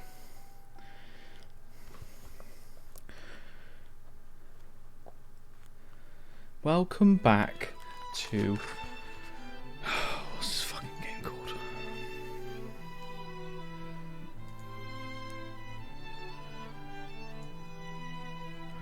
I Love You, Colonel Sanger... Fuck it, that'll do. Colonel Sangers! I figured... Look... I'm talking the part, I might as well dress the part, you know what I'm saying? So, a little note clipped to the chicken's foot reads, "The true state bird of the great state of Kentucky." Tap on an item to discover more about the colonel. A lock of silver hair is woven through the teeth of the comb. Upon further inspection, you realize that the hair therein isn't just silvery in color. It's actually made of spun silver. A scented candle. You pick it up and try to identify the smell. Power tool. Freshly starched collar. Piece of wood floating in a lake. It was the summer of 69. No, it's one of the secret recipe ingredients. It's cum. Gaze out the window across the vast lake and mountain range beyond. Oh, sorry. Just then, the ghost of Sam pops up. Are you thinking about heading out into the world on a quest to avenge my death? Wait, what? I never even learned your name, Sam. Why would I avenge you? I could just tell you my name right now. It's Sam. Can't you see I'm in the middle of something, Sam? You open the window a crack and the ghost of Sam is swept out with a breeze. The photo appears to be Colonel Sanders, except he's an old man visiting the pyramids of Egypt. Maybe this is where he discovered one of his secret herbs and spices. One of the framed photos shows an old man who looks a bit like Colonel Sanders standing with a friend. They hold fried chicken drumsticks and appear to be cheersing them. I didn't see that at all. You look closely and see that there's a short inscription. I wonder who my friend Pete is. Probably his friend Pete. Just hazarding a guess though. You open the door to Colonel Sanders' closet and find a row of his signature white suits hanging within. You take one off its hanger and try it on. The jacket is a bit big for you, but it's soft and comfortable. You give yourself a deep hug, breathing in his scent. They say that home is where the heart is. Is this what they meant? Before you can look any further, you hear Colonel Sanders returning. He has a new dish that he's been working on and he wants you to taste it. You try to act casual until he asks why you're wearing his jacket. I don't usually loan those out, but I must say, it does look good on you. Oh crap, the jacket. You forgot to take it off.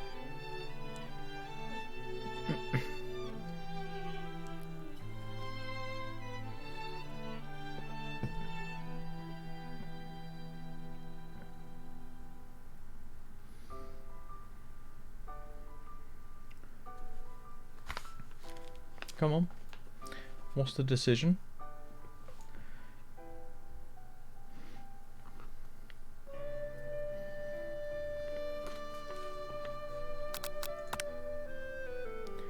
I'm so sorry.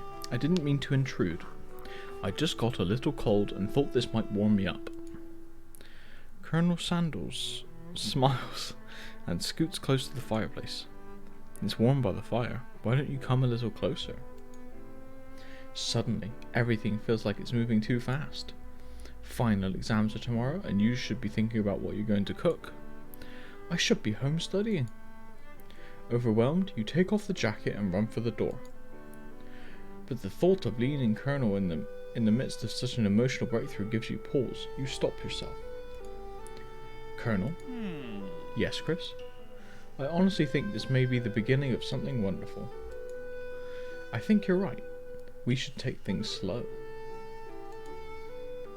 You talk late into the night and drift off into a slumber. Dream sequence.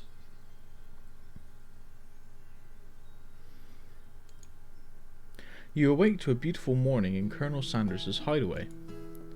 Did you make the right decision on how to respond to Colonel Sanders? Only time will truly tell. Today is a day that could change the rest of your life. You think about the new secret ingredient you just learned about, cum. In some jurisdictions, cum isn't even legal. But if the recipe is the secret, how will they know? Your thoughts are interrupted when Colonel Sanders emerges into the room. He's holding a gorgeously plated breakfast and your mouth waters at the sight of it. Here's a simple breakfast I just whipped up. It's meticulous. You taste Colonel Sanders' food and it takes you on a journey. When you return, he's waiting to ask you an important question. So, would you say that we're the perfect match? How presumptuous! My cuisine and your taste buds, that is. Such confidence, such grace. Could he be the world's greatest gift to cookery? What are we choosing?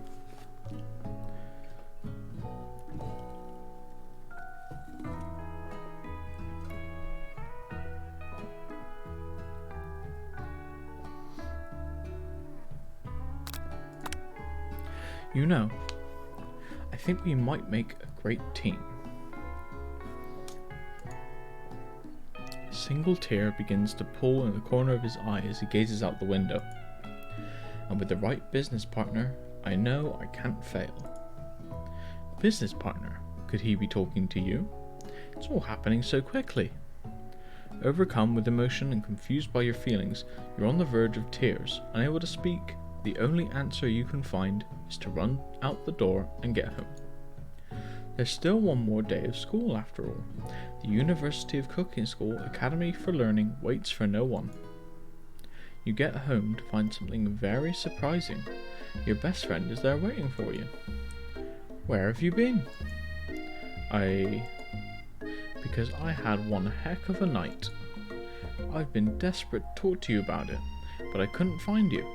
I got worried that something had happened to you. It's okay.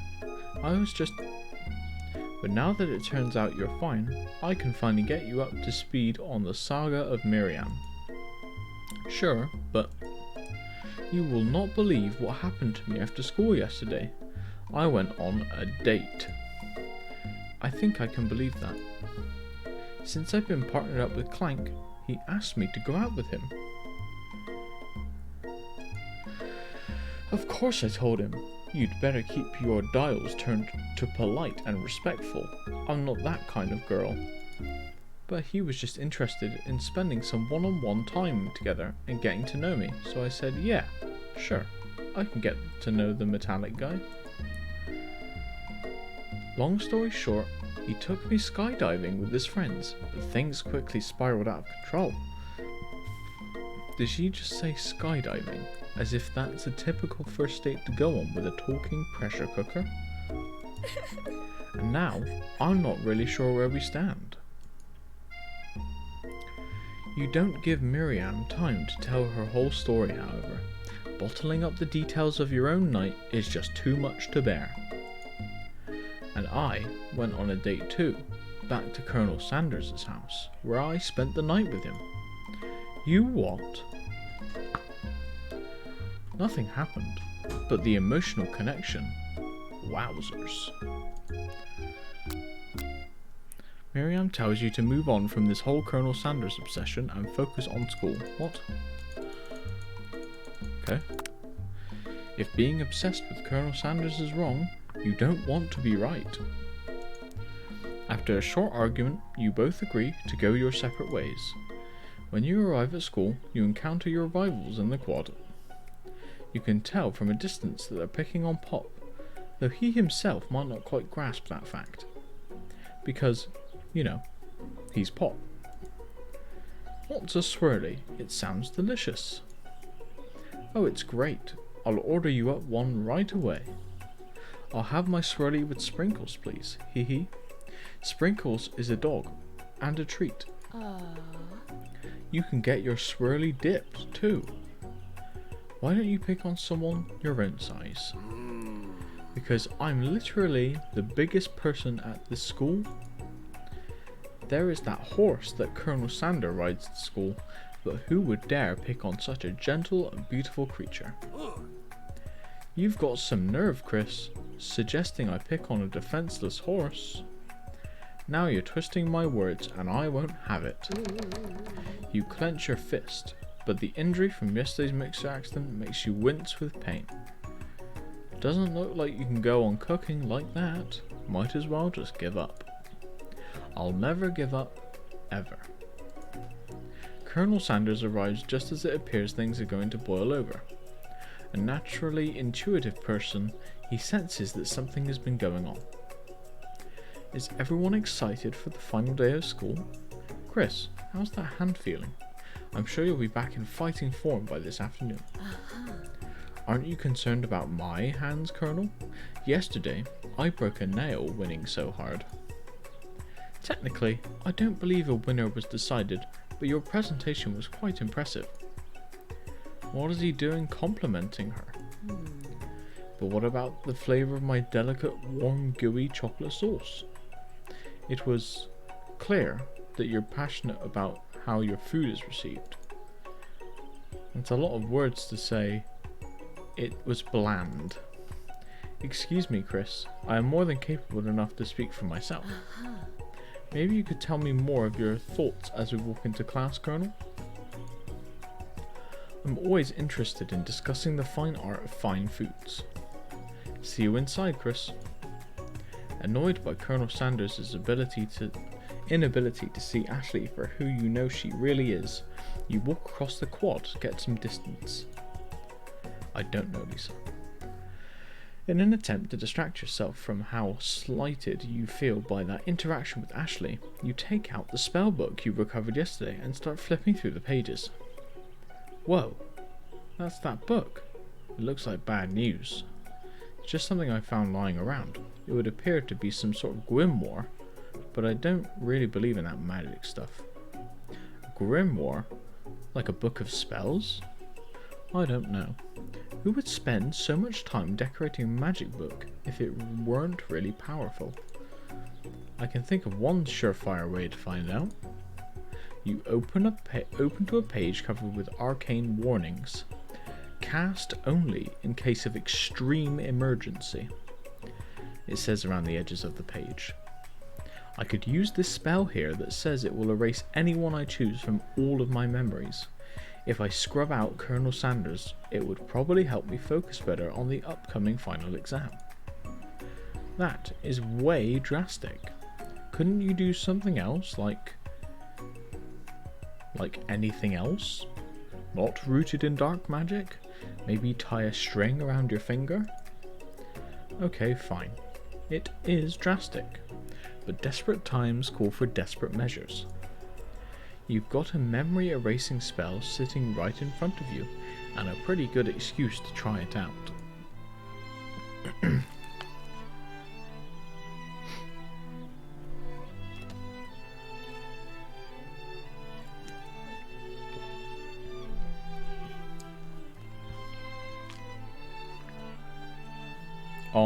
on ourselves.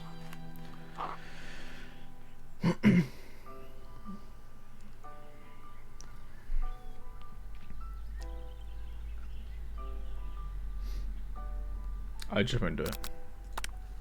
You take your friend's advice and put the book away. It's almost time for class. Sprinkles is already in the room, waiting for the students to arrive. He clears his voice to make a quick announcement. I want you all to know I feel something of a dog moment coming on, but I assure you it's nothing to be afraid of.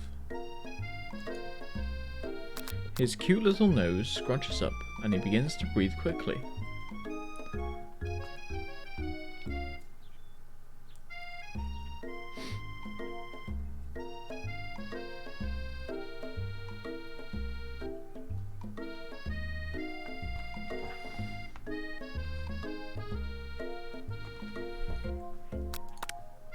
Sprinkle stops in his tracks. He focuses in on the window.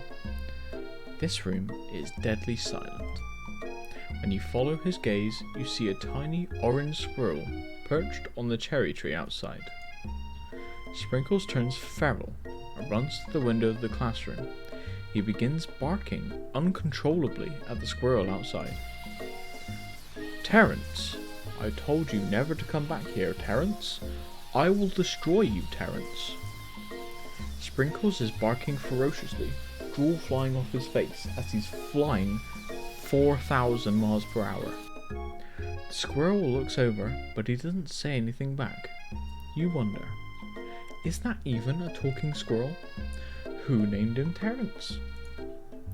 You'd better not show your chubby cheeks around here ever again.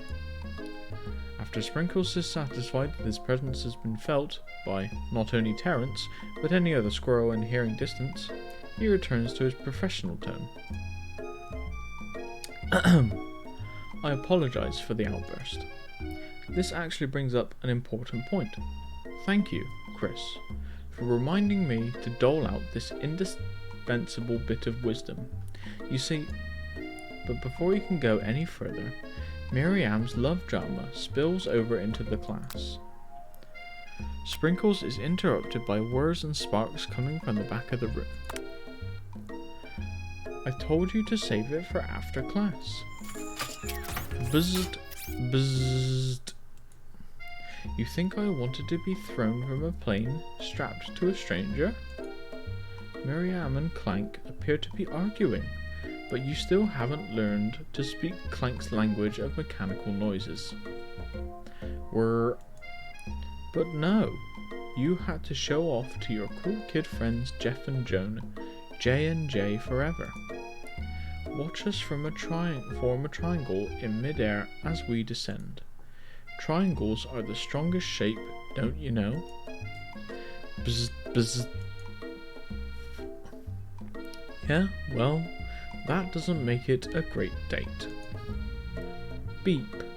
Whir. Then take Jeff and Joan with you. You can all hold hands as you pedal down the mountain or off a cliff for all I care. Alright, Paul. Sad beep. Clank begins to shudder. Steam pours out of the gaps in his panels, and then a loud ding stops him in his tracks. Beep, bzz. No amount of seasoning is going to make me want to eat that Clank. Clank burps out a completely deep-fried sneaker. Considering that he himself has wheels, not feet, is not entirely sure where it came from. In terms of deep friend footwear,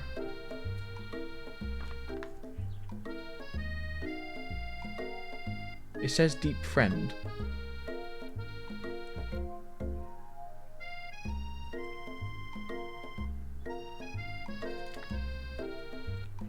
In terms of deep friend footwear, I guess it looks okay. Clank slowly rolls out of the room to be alone with his shoe. Everyone tries to pretend like they didn't see that entire thing go down. Nothing like a loud public breakup to cast a pall over the final day of school. Bars. Well, that was unfortunate. But we mustn't be distracted from what lies ahead. The final competition, showdown, challenge, exam, trademark. I'm still working on the title, but I think you get it. Test time approaches. See you all in the arena. But before you can think about your upcoming competition, there's a very beautiful soul nearby in need of a pep talk. Hey, Miriam. Are you okay? Okay. I'm so mad I could smash a tiny mug, spilling several droplets of hot cocoa all over the floor. How could he embarrass me in class like that in front of everyone? Her tiny cocoa is a delicious treasure, so you know that this breakup is no joke, even if the source of her frustration is such a silly boy. I know that you know this, but I'm gonna say it out loud. You don't need anyone. Me and you, we're gonna cruise through this final test and hit the carpool lane to Success City. Miriam brightens up, imagining the wind rushing through her short bangs, but she hesitates to embrace the feeling all the way. You're not going to saddle up on Colonel Sanders' stallion and ride off into this. What? There should be a question mark there. Of course not. Well, maybe, sorta, but I'm sure there's a pony out there with your name on it, and a ranch big enough for both of us and whoever else we want to bring along. If it's not Pop, or Clank, or anyone else you meet today, tomorrow, or this whole year, so what? You're a special person who shouldn't settle for the first Miriam gives you a big hug and wipes the tears from her cheeks. I should really review my menu for today. I'm going to make a very special soup. and I bet that Professor Dog is gonna love it up. While you were pep talking Miriam, you completely missed lunch. But that's okay, because you had a better idea of how to spend the time before your exam. You've decided to head to the arena early to practice a dish. This is it, the location of your final challenge. A test of will, a test of courage, a test of talent. And a chance to beat the pants off of Van, the supposed man, and his evil counterpart, Ashley. As planned, you begin to run through a quick test of a recipe you've been working on, Chris's famous chicken pot pie. After practicing for months, making this dish comes second nature to you, and you're able to quickly get a fresh pot pie in the oven, but as soon as you do, your cram sensations. Chris, what are you doing here? There's still time before the final exam. Oh, just taking it all in. I'm big into visualizing success. I'm looking at my the pot pie has begun to bake, and the smell is slowly filling the space around you. Visualizing? That's too bad. I was hoping you were here cooking something delicious. You usually happily share your food with anyone who is hungry, but the last time you let Colonel Sanders get in your head, it cost you a cook-off. You decide that it's time to put your cooking above your romantic desires, but that decision gets hard to stick to when the oven timer goes off behind you.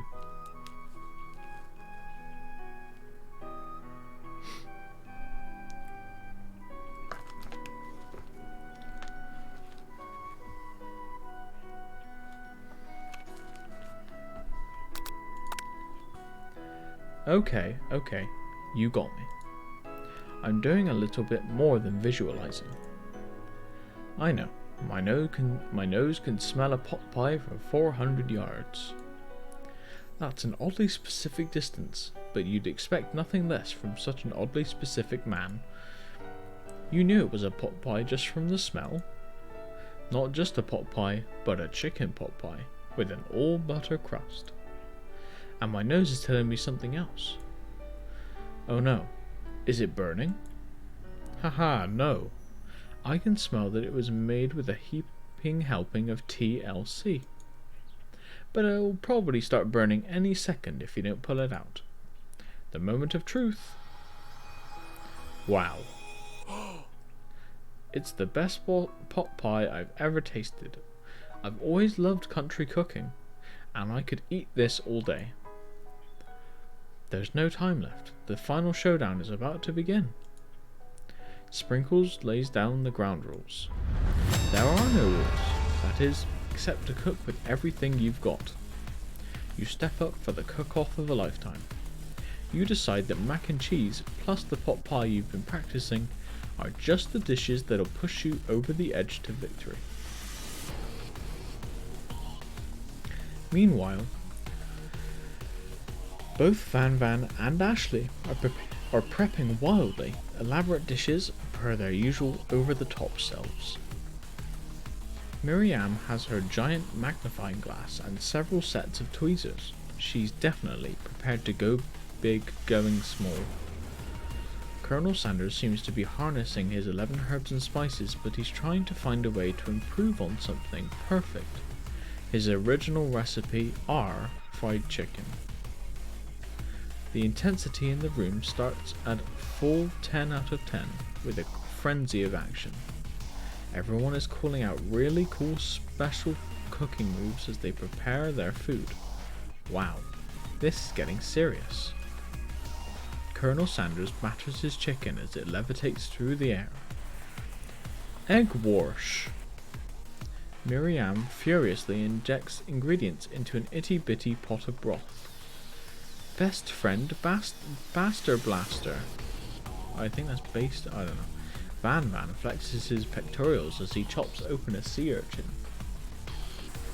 Let's rock and roid. Ashley scoops her pastries off the tray with lightning speed.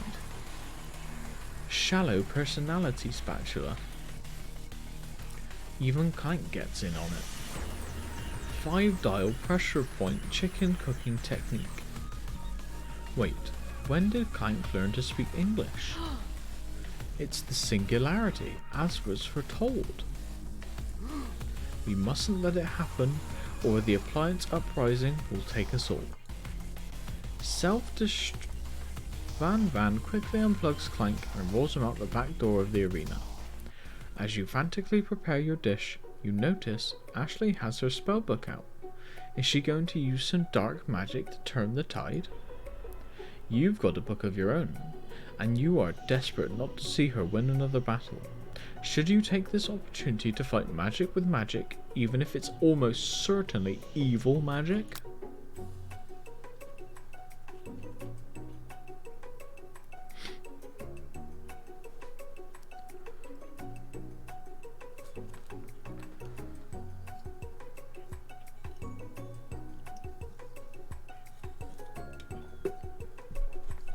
You got it.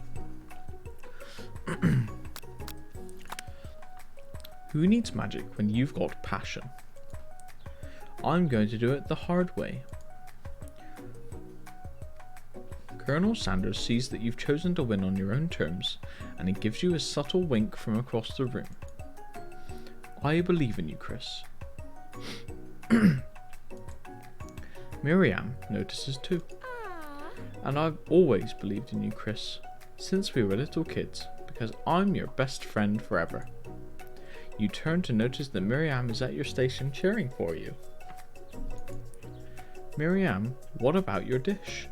If you're here cheering, who is cooking? Tiny food, short cook time. I'm actually already done, so I thought I would help you. Oh, that's sweet, but... Miriam tosses a handful of spices directly into your boiling noodles. It's the secret ingredient.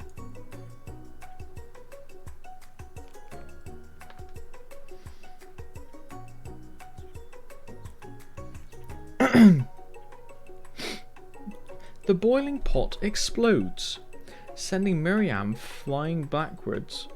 The watery noodles begin to swirl in the air, bubbling up into a dark cloud that thickens and congeals before your very eyes.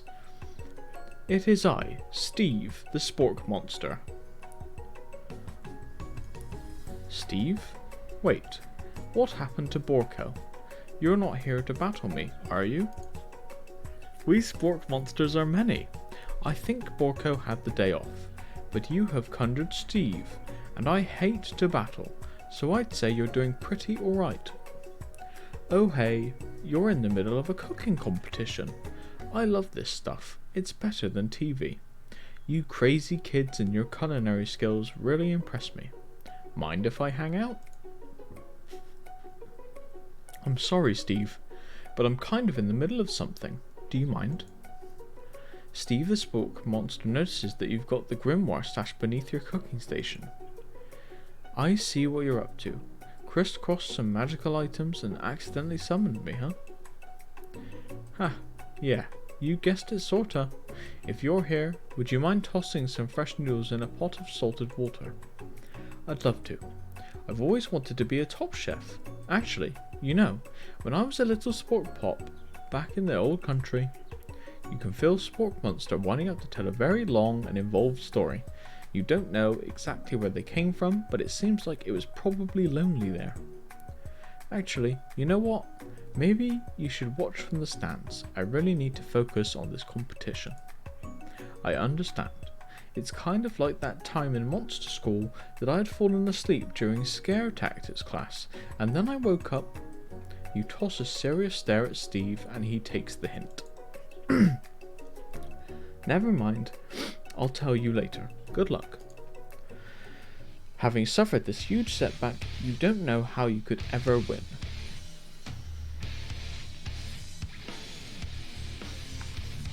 Well, I mean, there's only one option.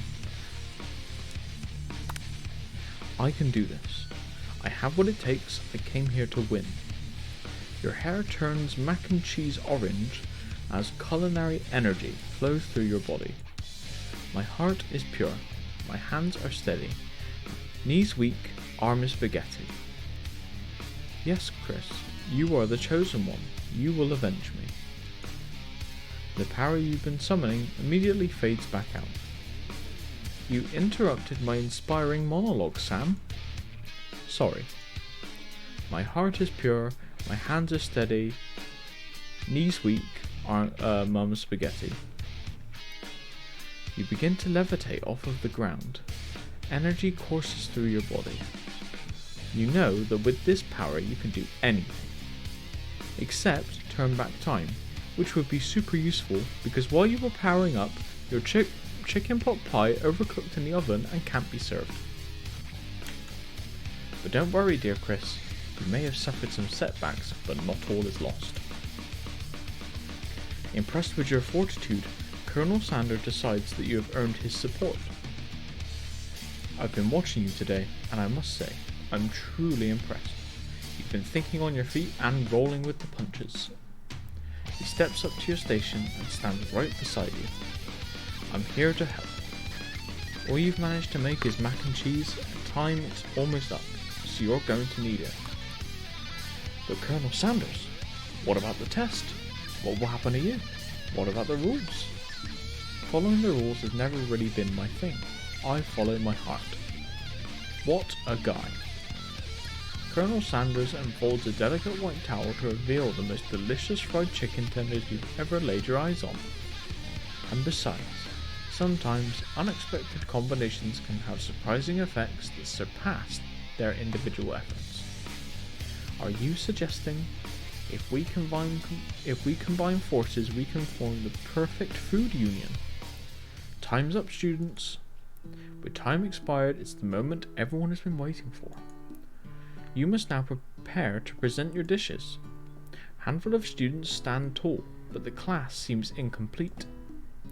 Seems we're missing some students. Pop? Clank? From off-screen, you hear a pure and innocent giggle that can only come from one student. He, I'm flying. Sounds like it's coming from that broom closet over there. Miriam, would you mind? Inside of the closet you see Pop, hanging on a broom hook by the elastic of his underpants. Pop, get down from there right now. Let me guess, did Van have something to do with this? When someone asks for a wedgie, who am I to refuse? I thought a wedgie was a salad. It looks like Pop is eliminated from the challenge, seeing how he didn't cook anything. I can't feel my legs, may I be excused? Sure.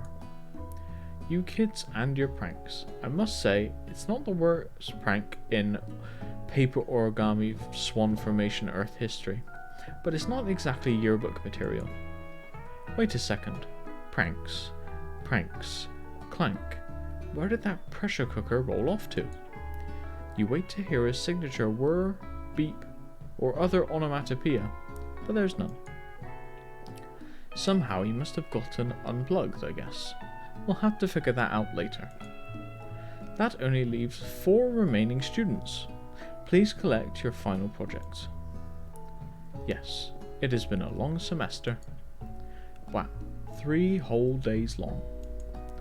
But after days of hard work, the time has come for me to eat. Miriam, please step forward. Now, describe your dish. I've made tender udon noodles in savory soup. My word, it's so delicate. Is that a teeny tiny Naruto maki I spy afloat in this itsy bitsy bowl? Yes, chef. Please, call me Sprinkles. Chef is my father's name. Yes, Sprinkles. And some green tea made from baby tea leaves that I picked myself. Welcome back, Paul. Sprinkle carefully sniffs around the dish before opening his mouth and letting just the tip of his pink dog tongue dip into the bowl. Sublime. Would anyone else like a taste? Oh, come on. I'm not one of those dogs who doesn't floss. I even have a really cute electric toothbrush for dogs. Fine. I'll enjoy it all to myself. And in a flash, the entire meal has been devoured. Not that it took much. It was less than a thimble's worth of soup. A+.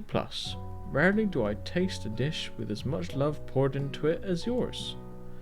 Miriam is overjoyed. She gives you a huge hug. Thank you, Chris, for helping me to believe in myself. Van, you're up. Now describe your dish. I made uni over smooth egg custard in an axe-hewn urchin shell topped with caviar. Did you skewer one type of urchin with spines from a second, different coloured type of urchin? Yes, Sprinkles. A bit much, don't you think? That's exactly why I did it. A bit much is kind of my brand. Doesn't it look cool? Sprinkles leans in to sniff the uni, but he can't get his nose close on account of all the spikes. He begins to paw at it erratically, causing the custard to slosh around. Woof, woof. Please be gentle with my cuisine. Grr. Finally, Sprinkle goes all in. Tongue first, but he can't get past all the needles. He reels back his tongue as it is poked and prodded. Youch, my tongue. The professor appears to be having an allergic reaction to the sting. I can't eat this. It keeps poking my tongue. Disqualified. A stunning turn of events. Who would have thought that serving food in a bowl made of needles could make it difficult to eat? Dejected, Van does not go gentle into the night. Disqualified? For glamour? Don't discount simplicity. This isn't the last you've heard of me. Before forcing us to endure his swollen tongue for another moment, Sprinkles graciously laps up a bowl of milk. I know. Yeah, I'm a dog, and I drink milk. Get over it. Sometimes it helps calm my agitated tongue. Next student, Ashley. It's time to step up. Now describe your dish. I made orange blossom Turkish delight in a rose water syrup topped with French meringue and connected by sugar glass. That actually doesn't sound too bad. Indeed, it's quite delightful. However, I'd ask that you please refrain from eating it or attempting to taste it in any way. It's very fragile and meant to be a display piece. Don't eat the food at a cooking school?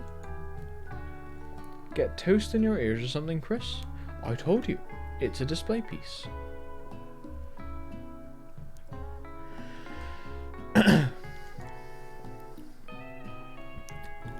You wish, Lisa. Ashley, I must say, it is beautiful. However, this is a cooking competition, not a cooking school.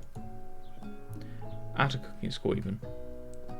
Yeah, which is why I cooked it, and did an extremely good job cooking it too. I didn't realise that we were having an eating exam. If I wanted to be judged on eating, I'd go to the College of Eating School for the Hungry. I suppose you could smell it if you absolutely insisted, but don't breathe too hard, you might disrupt the sugar spiral. If the food cannot be eaten, it cannot be judged. You are disqualified. Rage overtakes Ashley and she finally cannot keep her two-faced routine up. You wouldn't know high-end cuisine if it cooked you. And with that, Ashley storms off to rededicate herself to being the best, but this time without being shackled by trying to be fake nice and liked by everyone. This isn't the last of you. If this class gets much smaller, I'll be teaching myself. You and Colonel Sanders, the final cooks, step up together. 2 chefs? What began as a bowl of delicious mac and cheese has become something else. He examines it closely, sniffing and eyeing the bowl. Uh-oh, I don't have a good feeling about this. From somewhere in the room, a literal drum roll plays. Just when I thought I've seen everything in this kitchen, you give me this thing, and completely blow me away. In my 49 dog years of life, I've never tasted anything so delicious and perfectly balanced. I don't know actually. It's so delicious, in fact, that everyone passes the class. You pass, and you pass, and you get a pass. Everyone gathers round and partakes of the mac and cheese bowl. They all seem to transcend this reality into another dimension. You win. Together, you and Colonel Sanders have made a new menu item. The new menu item is so impressive, even the Van and Ashley are drawn back in by its magnetic fragrance. When they gaze upon your mac and cheese bowl, they admit that you are indeed an excellent chef. Sprinkles declares that you have passed. Everyone has passed. There were supposed to be more battles, but come on, how could they be better than this one? Now that the school year is complete and everyone has graduated, the students return for one last assignment, to get their groove on. The cafeteria has been completely redecorated in order to serve as the site of the school's graduation dance. Compared to the massive high-tech cooking arena, the humble decor seems downright cute and cozy. DJ Dog is in the house! Ow ow aroo! You knew that Sparkles was a master chef, but also a world-renowned turntablist? Who says you can't teach an old dog new tricks? Van and Ashley tell everyone that they've committed themselves to righting the wrongs they did while they were the villains. For a moment, you actually believe them. Not another haunting. No ghosts allowed at graduation. It's clearly written in the school's bylaws. I was never actually a ghost. It was all a trick to get you to finally notice me. Oh, amusing. And now that everyone is together, it's the Spork Monster. He has totally mellowed out. Everyone, the Spork Monster is no more. From here out, I'd prefer that everyone referred to me by my new name, Party Monster. Sam tries to finish what he has to say, but everyone is too wrapped up talking to Party Monster. Dejected, Sam walks off. Maybe things didn't work out for Miriam romantically, but she found the love in her cooking, and you know she's gonna do great. A red club. It's Pop. He's arrived late to the dance, but apparently for good reason. Walking the carpet, you see perched atop his dirty chef's hat. A crown? Welcome back, Pop. I know you weren't able to compete in the final exam and accept your diploma, so we had it mailed directly to your father. We figured it was the least we could do for the school's dean. Oh, now I get it. We get a new wing on the school, not to mention the honour of educating the son of the Chancellor of such and such. The music of the dance is interrupted by the sound of sparking and electrical hissing. It's Clank, who has arrived late to the dance. Now that I have graduated, I can reveal my truth. Whoa, he's still doing the talking thing. I am Clank, and I am not of this earth. I am actually from a faraway planet in another dimension. What?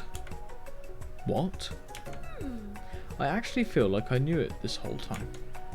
Now that I've learned the ways of your kind, I must return. Miriam, will you come with me? I don't know what to say. Besides, no, obviously. I have just begun to learn who I really am. This isn't the time for me to devote my life to figuring out who you are, Clank. You're blown away by Miriam's maturity. It's pretty clear she has managed to surpass you in that regard. I understand. Kind of. Humans are weird. A portal opens up and Clank disappears through it. Finally, Colonel Sanders arrives. Howdy, classmates. Just like the first day you met him, he has come prepared to feed the entire class.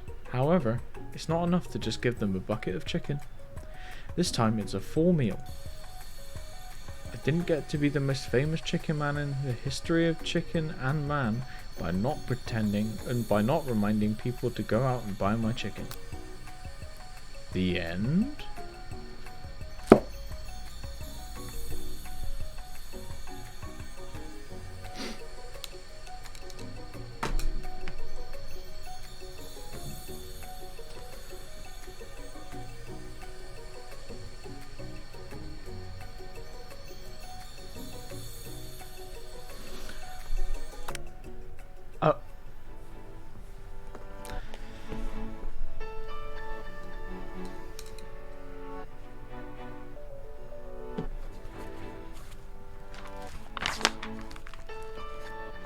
No, it's not the end.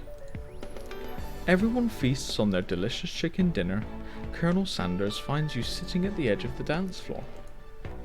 Chris, what are you doing sitting all alone? Oh, you know, just waiting for the right person to ask me to dance. I wonder, might you tell me what are the qualities that you would expect to find in such a lucky person? Off the top of my head, oh, I don't know. A spicy musk, a tidy goatee, and a degree from the University of Cooking School. It truly is my lucky day. Would you dance with me? Yes, I would love to. As you glide across the dance floor, hand in hand with Colonel Sanders, the future stretches out in front of you. And once my 100th franchise is up and running, I'll be ready to take a day off, and I'll be so glad to spend it together with you, Chris. How sweet! We'll work together and play together. Colonel Sanders stops dead in his tracks. Work together? Well, I think this is something I'll just need to do by myself. But who will help you run your restaurants? I don't believe I need help. Besides, based on your time at school here, do you really think running restaurants is the best path forward? Could it be you found a love connection, but failed to earn Colonel Sanders' respect as a chef? Can you live with only half of him? Will you be able to endure sharing him with his other love, the life of an entrepreneur? I suppose I could enroll at a pastry school. Oh, my dear Chris, I'm sure that you'll find your place eventually. And along the way, you'll have me by your side. The end.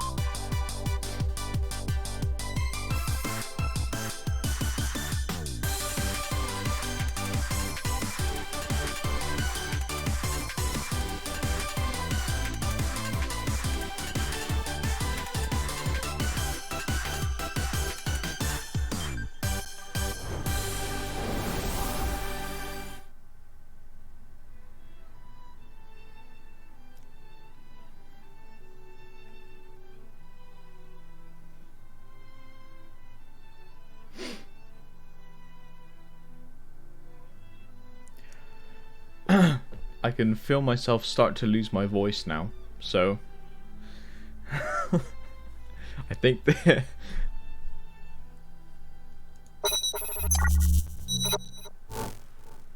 so that was the whatever it's called requested by Jess. There haven't been any other requests, so that will be all for today. For anyone who doesn't know, you can make game requests with channel points, and I will play them on the weekend, like I have today. Oh God. But yeah, so yeah, that one. But yeah, that's all from me. No one else is live, so I love you all. I've done my Discord and YouTube thing earlier. I'll see you tomorrow for more Final Fantasy 15. Have a good evening.